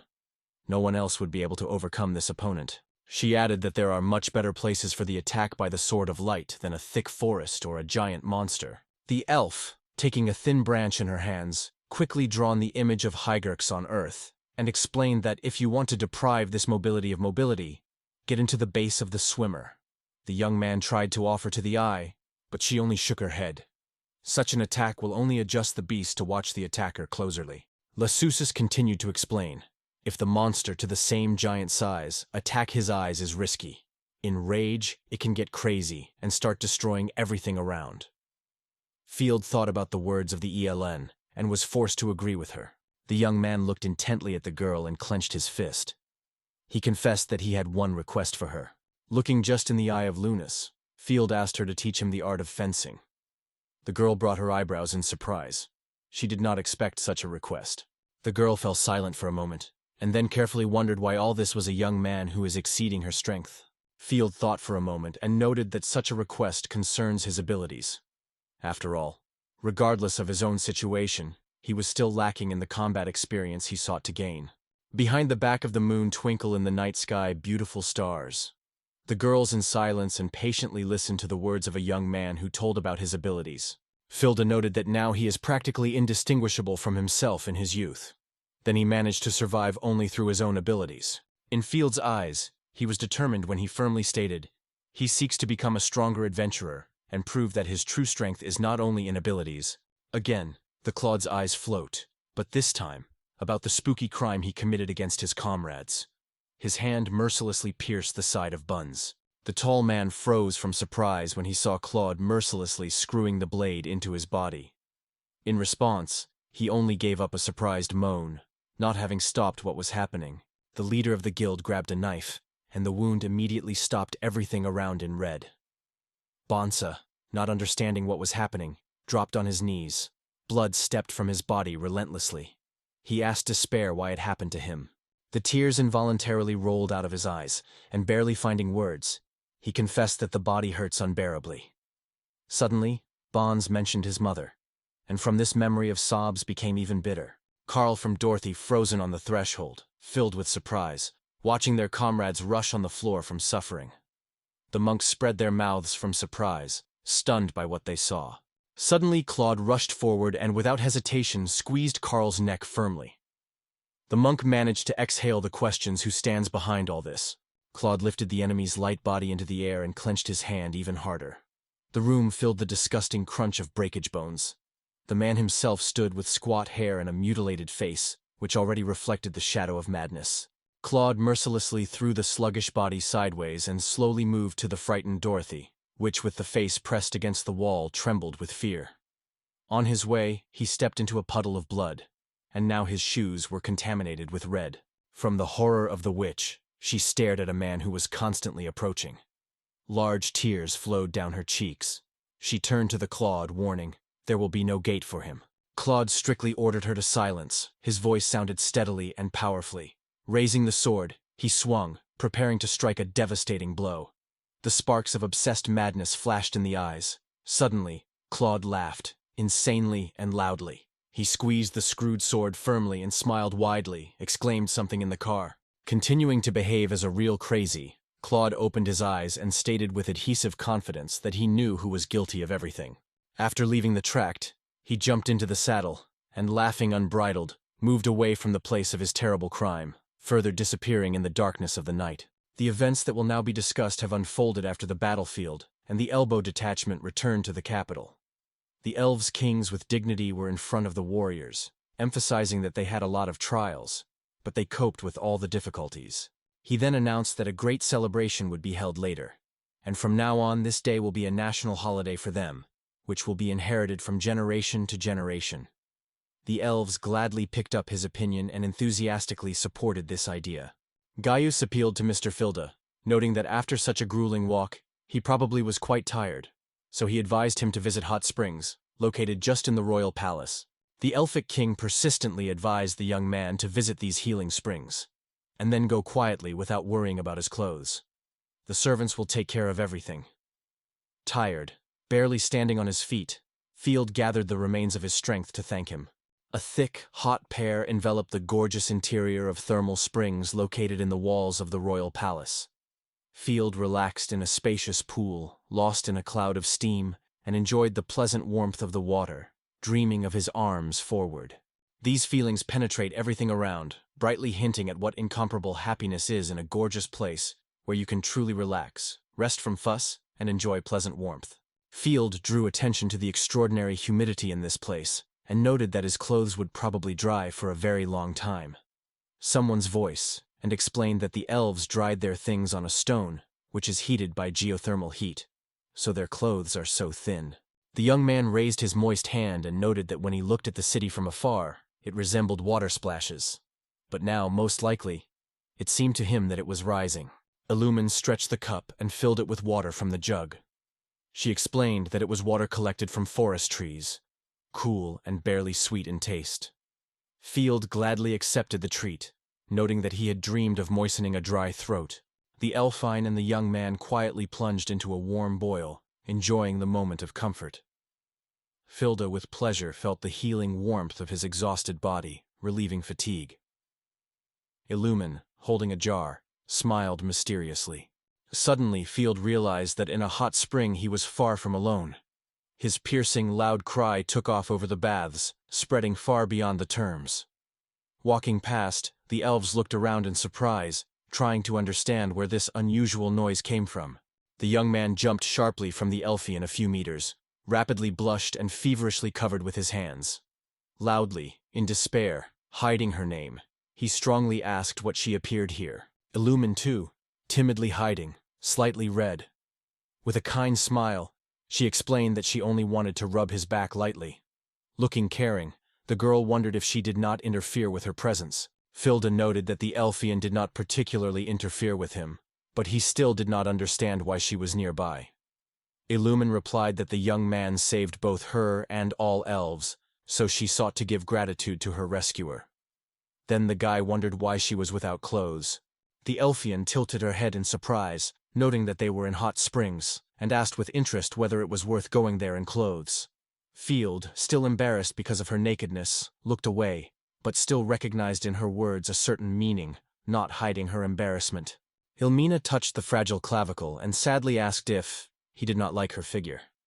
She shyly noted that due to frequent illnesses, her body does not look as attractive as the sisters. However, the guy assured that no defect sees in her appearance. Suddenly, hasty steps were taken on the wet wooden boards. Rinus ran into the room, wrapped only in a towel. At that moment, Illumin, who exactly pronounced Mr. Filda's name, looked at her sister and loudly shouted her name. Sword, the cheeks of the moon broke out of embarrassment and heat after workout. She was in a hurry to address her sister, wondering why she stayed here alone with Mr. Field. The younger Elfwa replied that she only dreamed of helping the guy to wash his back in hot springs. However, the elderly Elfine strictly forbade her such a trick. At that moment, Field almost completely immersed in the water, trying to become invisible. He raised his head sharply and gasped when he suddenly appeared next to him, from which he slipped. She screamed in the whole voice, burning with shame because she was nearby, and now she would have to rub his back instead of her sister. The Luminant expressed indignation that her sister had come later, considering it unfair. In response, Lunasis sharply noted that all the fault on the murmur, because she escaped. Field in despair grabbed his head and stated that she was fine to make any decision, that only the sisters would not compete for him and have a dispute. In the end, they agreed. Field, red with shame, stirred on the spot, and behind him, Lunasis carefully wiped his back with a towel. Loman sat then. She had a bucket of water on her knees, and she smiled cheerfully at her sister. With a joyful, sincere smile and a glow in her eyes, the moon was in a young man whether he was satisfied with her act. The young man, embarrassedly with a burning face, nodded back and thanked the girl sincerely. The elf gently drained the water on his back, washing the foam. Field was surprised that he feels something completely unusual. Someone carries his back carefully. Lassusis wondered if something like this happened with Field. Field smiled, remembering the years spent in the shelter. He replied that he grew up among numerous babies who always tried to imitate him, even when they helped him wash. With a slight nostalgic sigh, he remembered how the girl's fingers gently wash his hair. She gently held her fingers on the boy's hair. Rinus recalled that she had already done something like that when she often held her hand on her father's back. She continued her actions with a smile, suddenly feeling something unusual in her soul, as if they were really a real family. Having realized her words, the girl sharply removed from Field and rested with a blush. Sleeping, she began to whisk something whimper, they say. It does not mean that they should become a family right now. However, if the guy still solves otherwise, she would not deny. But her anxieties were in vain. It is covered by the peace of the surrounding silence and fatigue. Field instantly plunged into a deep sleep. Lunasis and Illumin was surprised to watch a young man who, immersed in a peaceful dream, from time to time shook his head slightly. They met the views, and then they laughed fun, full of joy and harmony that prevailed in cozy royal hot springs. When Field finally woke up, all three wrapped in their cloaks, settled on a bench and enjoying a pleasant warmth, drinking fresh water from the jug. A few fun elves with a festive outfit in his hands suddenly emerged before Field. One of them respected the boy respectfully, politely asking to try on the clothes she stretched. The young man sat on the edge of the bed, disheveled and still sleepy, staring at the unexpected guests. In his head, he thought, was it really worth so dressing? He is dissatisfied with the murmur that he could safely go in his usual clothes. But the protagonist did not even listen to his murmur. Instead, she called the other girls loudly, ordering them to gather. She emphasized that Mr. Field needed to gather as soon as possible. All immediately surrounded the young man, began to wear him quickly, and he had to only obey their perseverance. He was dressed in a sophisticated costume made of expensive material, but could not get rid of the excitement. Then nervously twisted the button on his sleeves, then constantly corrected the sleeves of the shirt. Touching the hands of a gorgeous fabric, he did not restrain and asked why all these worries with this costume at all. The royal ball raised in full swing. Many elven couples were circulated in the dance, passionately giving way to this solemn holiday. Standing aside and slowly chewing the donut, Field thought about his dissatisfaction to wear someone else's outfit. He was subconsciously annoyed by the interested views of the elves, who slid in his direction. Suddenly someone called him, and the girl ran to Field. He appeared in front of a charming Illumin, dressed in a sophisticated dress. She immediately noted that such clothes were surprisingly suitable for Fieldy, and the young man, hurriedly wiping from the mouth of a crumb of a donut, greeted her. He hastily hid his face in his palms, embarrassed by the girl's praise, and thanked her, sincerely confessing that her words had been embarrassed. The Elfian, in response, scattered dissatisfied, waved her hands and asked him hard, emphasizing that she said quite seriously. Field noted that the aluminum condition has improved significantly. Smiling with pride, she confirmed it, straining her arms and informed that her body had been filled again with magic, so she felt vigorous and cheerful, as if she had never been ill. She remembered the moment when her last forces of courtesy were exhausted. And it was then that the Elfian decided that she could no longer even move. But here Illumin added that it was at this moment that Mr. Filda and her sister saved her. The young man, a little embarrassed, listened to the story silently, rubbing the nape of his neck. Suddenly, Field asked where the Moon Sister went, and began to look around, trying to find it. The girl realized that her sister was just standing next to her. Suddenly, the elves froze in a deep, respectful bow, opening the way to the great king of the elves. Guy stood next to the young man and turned to him. By waving his hand, the king ordered his subjects to get up, and then asked Field if he liked the holiday. The young man answered with a smile in the affirmative, so the lord added that the feast was in full swing, and called the guest not to be ashamed. Gaius looked down, and his gaze stopped at magical energy that pervaded the forest and could provide him with vitality of at least 5 generations. With sincere gratitude in his voice, he acknowledged that he was due to all this young man, because without his help, their tribe would have disappeared in a few decades. Finally, the king of the Elfic king noted that Field may consider this reward too small, but he still seeks to make him a certain gift. The young man thought of calculating how many were 5 generations of elves, and with a sincere surprise he lifted his palm as soon as he heard about the gift. He hastily waved, stating that he had nothing to give, because the king had already gifted him with an elven sword, and this excess for a young man who could not even hope for more. But the king only lightly rejected these remarks. They say, "The sword is a trifle." The grove pulled a gorgeous brooch from the sinus and put it on his palm so that the young man could see the jewelry in all its greatness. Stunned with decoration and surprise, he impatiently asked what a brooch and what a secret she had. Near him, Illumin froze in surprise. Her eyes were wide open, and a stunned breath broke out of her mouth when she finally realized what she saw in front of her. The elfic king came close to the young man, lightly touched his tie, and noted that this brooch was not just a decoration, but a symbol of throne. It is passed from the current monarch to the successor, and this relic goes from generation to generation. Gaius came closer, stressing persistently that the field became a real rescuer of their country, and the stories of his exploits would pass from his mouth many generations. The young man clearly felt embarrassed and tried to retreat quietly. The elfic king tightened in his hands a knot of field flowers, slowly squeezing his palm to show a precious brooch. His face glowed a persistent but soft request. He appealed to the young man, calling for a light for others, and gave great hopes that he could bring a lot of good native land. His skin was cold from this man's actions. He mentally recorded a strange stress that hung in the air, and felt the situation gradually getting worse, and the brooch, meanwhile, became more and more deeply plunged down. Suddenly, someone's hand grabbed the guy firmly. The surprise flashed in his eyes when he was sharply taken to the side. It was a moon. She gently held him by her hand, smiling at a charming smile, and confidently led away from her father. She shone with a sincere smile, and her cheeks blossomed with a gentle blush. The Elfian invited the young man to join her, adding with a sly smile what the feast is if his main decoration remains away from the dance.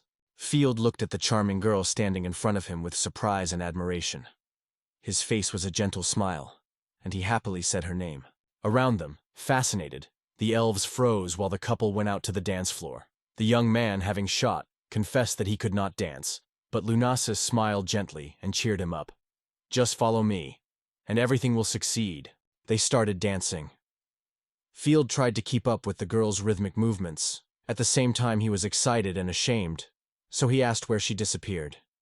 He confessed that he feels superfluous here, because he feels the views of the guests.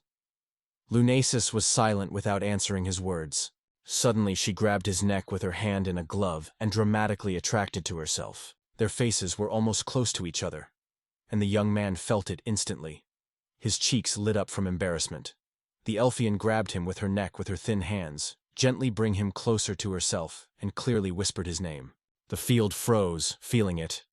After that, Lunasis was naked and only surprisingly looked at her wide eyes. For a while, the king of Elfia approached his daughter and wondered if she knew where Mr. Field is now. Lunas noted that the boy was tired of all this attention, so he decided to escape from the noisy crowd of guests for a short time. Guy grabbed his face but immediately froze when his daughter turned to him. She seriously asked him no longer joke. The elfic king, covering his mouth with a wide sleeve of the solemn cloak, was asked with irony whether she perceives all this for a joke, because Field should only bring an oath, and he will immediately proclaim about it in the eyes of everyone. The Lunas exploded on these words, and the king himself just laughed. She noted that she knew his intentions, because he conceived it from the beginning. However, the Elfka firmly stated that Mr. Filda's power belongs only to him. After that, she quietly indicated where his equipment was. Looking just in the eye, Lasusis strongly stated that he would not allow him to deprive the young man. It was her only way to thank the support he gave her. Emphasizing the sincerity of her words, she put her hand on her heart, unambiguously showing, this is a really crucial question for her. The Elfian still remained in this pose, waiting for a lot of decision to make. Finally, he said that he had heard her arguments, and this time would give way, postponing his intentions. The king of the Elfic king noted that during their conversation he noticed it was quite easy to influence Field. If he is so easily lost under pressure, albeit invisible, there are many trials ahead. Guy narrowed his eyes and followed the hope that Lunaris would thank the young man for all good deeds, whether it will be connections or something else. The king noted that Field may need support, or even love. He will always be a welcome guest in the possession of the elves. Following these words, the monarch laughed loudly, noticing how his daughter was dissatisfied. Looking at the guy standing opposite, throwing her hands behind her head, Lunasi was convinced that it seemed that her father did not work with her father. Filda memories. The majestic figure of the warrior steps the lively maidan of the big city, and behind him slowly rolls a cart, loaded with prey. Residents of the city, excitedly talking, accumulated on the square. Some are excitedly announced the victorious return of the Knights of the Order, while others exclaim the captain's name loudly. In the middle of the crowd, a young Claude, filled with hostility, is dissatisfied. Little Field steps with a heavy backpack behind his shoulders, surprised to look at the passers-by. Claude leaves the square, winning the step quickly, and the guy obediently hurries, all looking back at night that envelops the city. He is wondering if the captain of the night is so powerful. The man nods, they say, he is the strongest warrior in the whole country. Filda fades, aware of something important. He says silently, "That's why this knight has such a high rank." Claude, hearing the words of the boy, turns in surprise. The man looks carefully at the child standing in front of him. Field squeezes a backpack belt firmly in the palms of the palms, and also passionately meets his gaze. Claude is careful about whether the guy is able to see other people. At that moment, interest in Fields is in the eyes of Fields, and they are filled with data about the person he looks at. He looks carefully at the boy, and full of interest, again asks whether he really learned to understand people. He gently holds his hand on the boy's hair, praising him. You note that although this skill is not the most useful in battle, thanks to him any guild will accept him to his ranks. Again, full of enthusiasm, you ask the guy. Your interlocutor is interested in what level the nocturnal captain was. Field replies that somewhere 68. Then the young man asks what his own level he has, and hears in response, the 5th. At that moment, the dissatisfied Claude steers him in his back. Hearing about such a low level, Yaor was a little upset, and Claude, on the contrary, did not resist laughter, and began to catch that his figure did not even reach a 2-digit number. In response, Yor is interested in the level of his satellite, and he does not hesitate to report. Claude is 6th. Now Yura was no longer restrained and laughed at his partner, and both boys grabbed each other by his shoulders. All this happened under the surprised views of the players on the field. The guy, unfolding the skills window, added that he can share his experience. It will help them to become stronger. After holding his finger on the screen, he explained that only this movement is enough, and his knowledge will be distributed among all. You and Claude froze with surprise without taking your eyes off the boy. He calmly added that this is how his ability to analyze, on the other hand. Late evening. At this time, almost the whole detachment had already plunged into a strong sleep. Someone slept restlessly, and someone was watching on guard. While some were stealing peacefully, others went hunting. The large rabbit carefully moved the lawn in the middle of the forest, trying his best to catch the slightest hint of the threat, and be ready to retain instantly, if necessary. But suddenly a rabbit fell with one steep movement of the bow and an accurate shot. Apt. When hunting in conversations about the power of the boy, everyone discussed his abilities. Someone noted that he had never heard anyone so skillfully convey their own experience to others. He's surprised that their experience is steadily growing only because the field is near them. He turned to the partner, asking if he heard of something like that. He shook his head negatively. Such is simply impossible. You agreed with him and noted that the field has every chance of becoming an extremely powerful adventure seeker. They approached the very edge. Claude did not stop trying to persuade a friend. He reminded that they would no longer have to stay in this guild at the same time, and their dream to establish the best guild of the country could finally be a reality. However, Yor only shook his head silently. He confidently replied that he was well aware of his dream, and is ready to put his shoulder with a friend to help everything he could. However, he had something important in his heart. You turned to Claude, deciding that Field should determine how to dispose of your gift. He continued, emphasizing that he was not given to him how to do him. He added that his special shaky is rare, and therefore worries that someone does not try to use it for their own purposes. Claude stayed away, hiding in dusk. His face was impenetrable and gloomy. The black man approached you slowly, staying at the very edge of the cliff. Overlooking the field, he realized that it was still too small, and then burst into a sincere smile, closed his eyes and said confidently that the boy would be sure to protect. When Yura lost his vigilance for a moment, Claude used it instantly. His hand rushed forward, and he strongly pushed the boy at the edge of the abyss. Yura did not stay, and flew down, to the abyss. Yura opened his eyes from surprise. So much that he did not even immediately realize what had happened.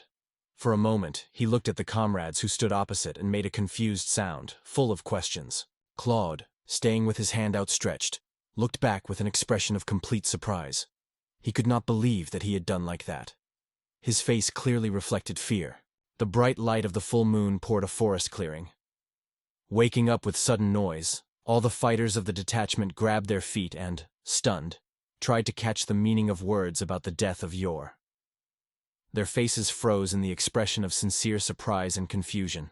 Claude, choking tears, closed his face with his palm, apologizing for everything that happened, and told his version of the events, how they were surrounded by demons and you broke off the rock.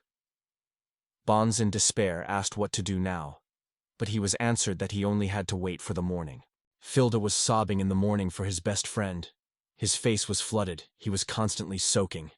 Suddenly someone's voice interrupted his suffering. Claude, looking at him in his eyes, persistently asked the boy not to tell anyone about his ability. The man also noted that Yor was worried about him, and reassured, should not worry. A man, in a black glove, put his hand on the shoulder of a boy who trembled from tears, and Field looked at her with horror. Claude, saying a voice filled with a crazy faith, promised to direct the young man to the true path. Claude's face was hidden in the shade again, drowned in the darkness of poisonous delusions. He stated directly and confidently, for the sake of Juris, they will create the most powerful guild in the world. And then, contacting the boy, asked if he was ready to go with him. With his eyes full of tears, Field looked at the man, catching every word of fanatical promises of Claude and trying to unravel the true intentions of the stranger. Suddenly, someone shouted the name, Field, tearing the young man from the captivity of the memories and returning him to reality. Lunacies returned to him and wondered if something was extraordinary if he thought so deeply. He confessed that he had to restrain himself and pick up the right words. The guy again replied that nothing had happened.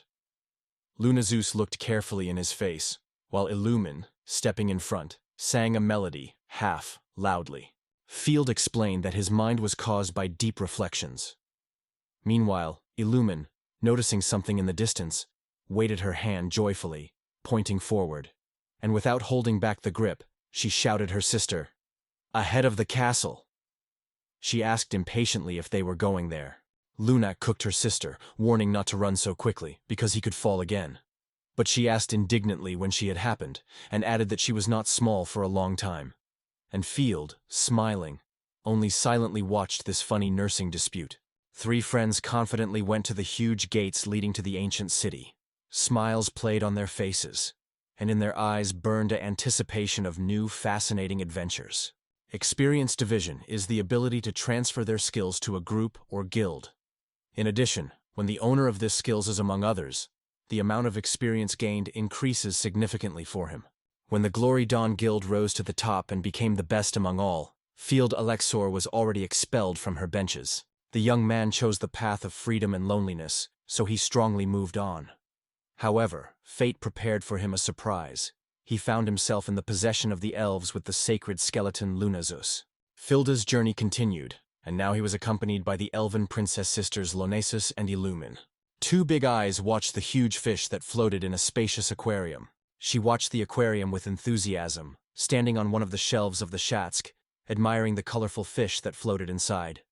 Without bringing her eyes off their sophisticated movement, the girl carefully examined every detail and easily touched the glass surface with her hand. Having gained courage, the girl carefully picked up the aquarium with both hands and lifted him from the counter. Suddenly, her voice came behind, and she looked around in surprise.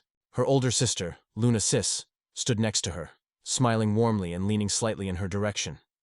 She was gently warned to be cautious, because this fish should be for sale. Aluminum immediately agreed. The girl confessed that she first visited the human settlement, so she didn't even think about it. But she did not have time to finish. Her sister quickly covered her mouth. Meanwhile, Lune calls her to look at the jewelry together. Even on the other side of the shelves, Illumin tried to say something indignantly, squeezing her lips.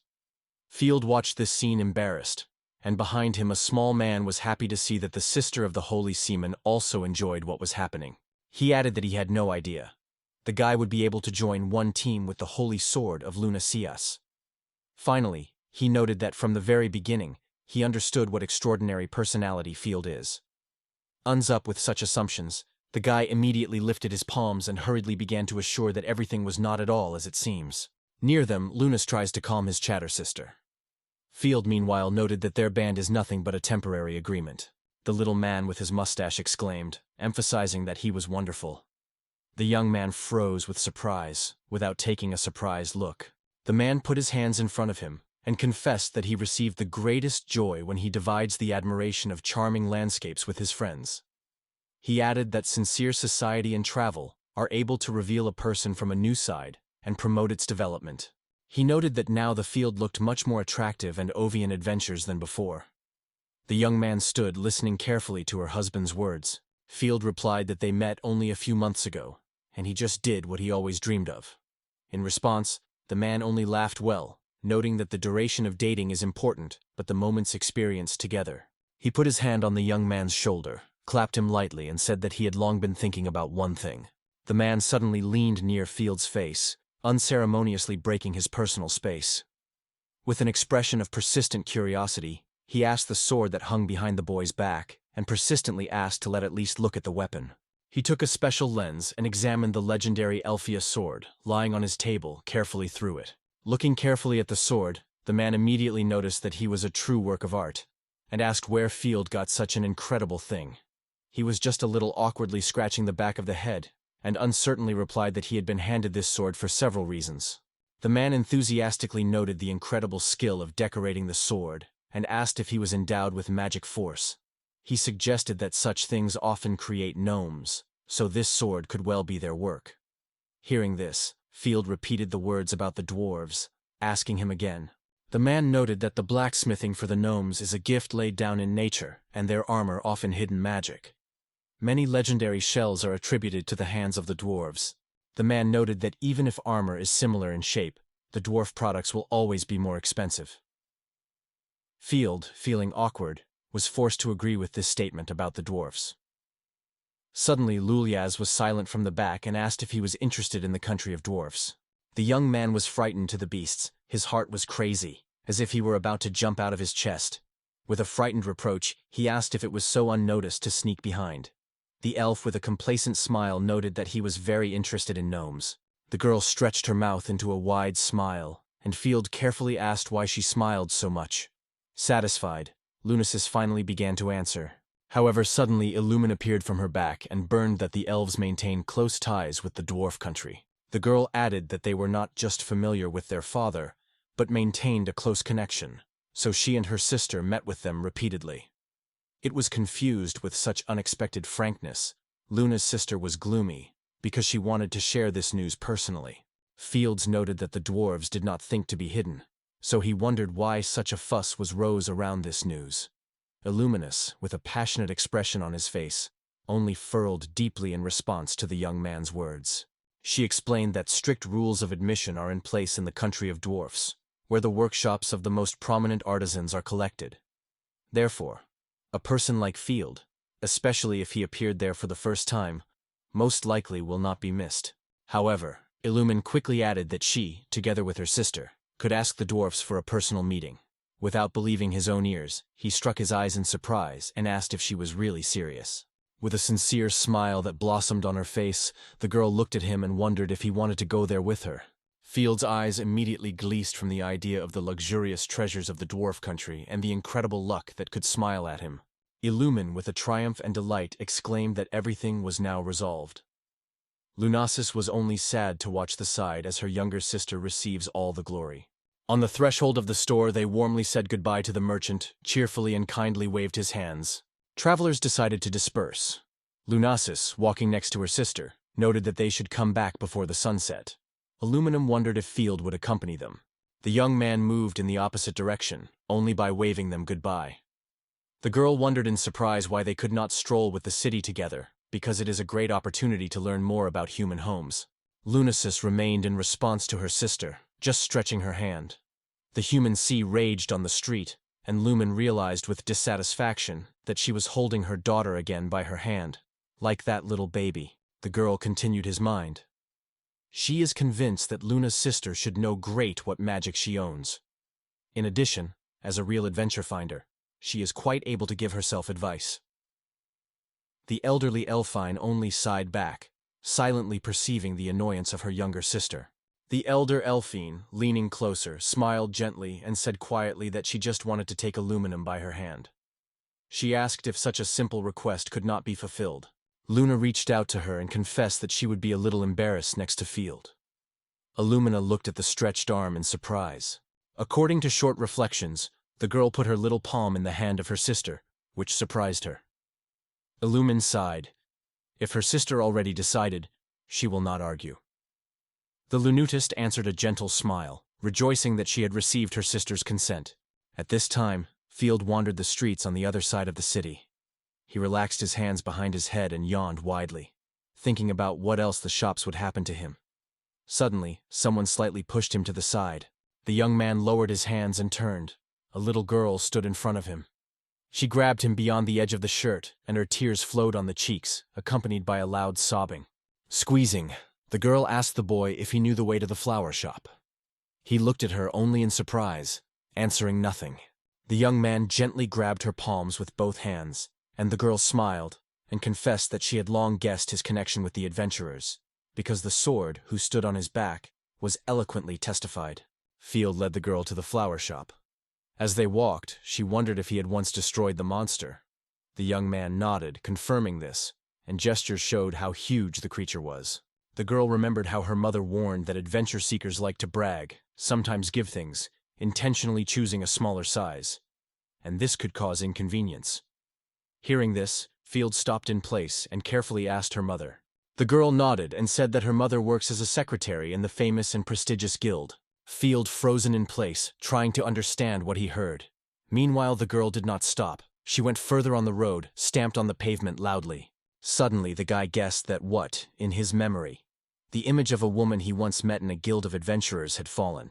She then congratulated him with special warmth. Field looked at the girl with surprise when she reported that her mother's birthday. She clenched a small bouquet firmly in her hands and gave her mom to react to her act.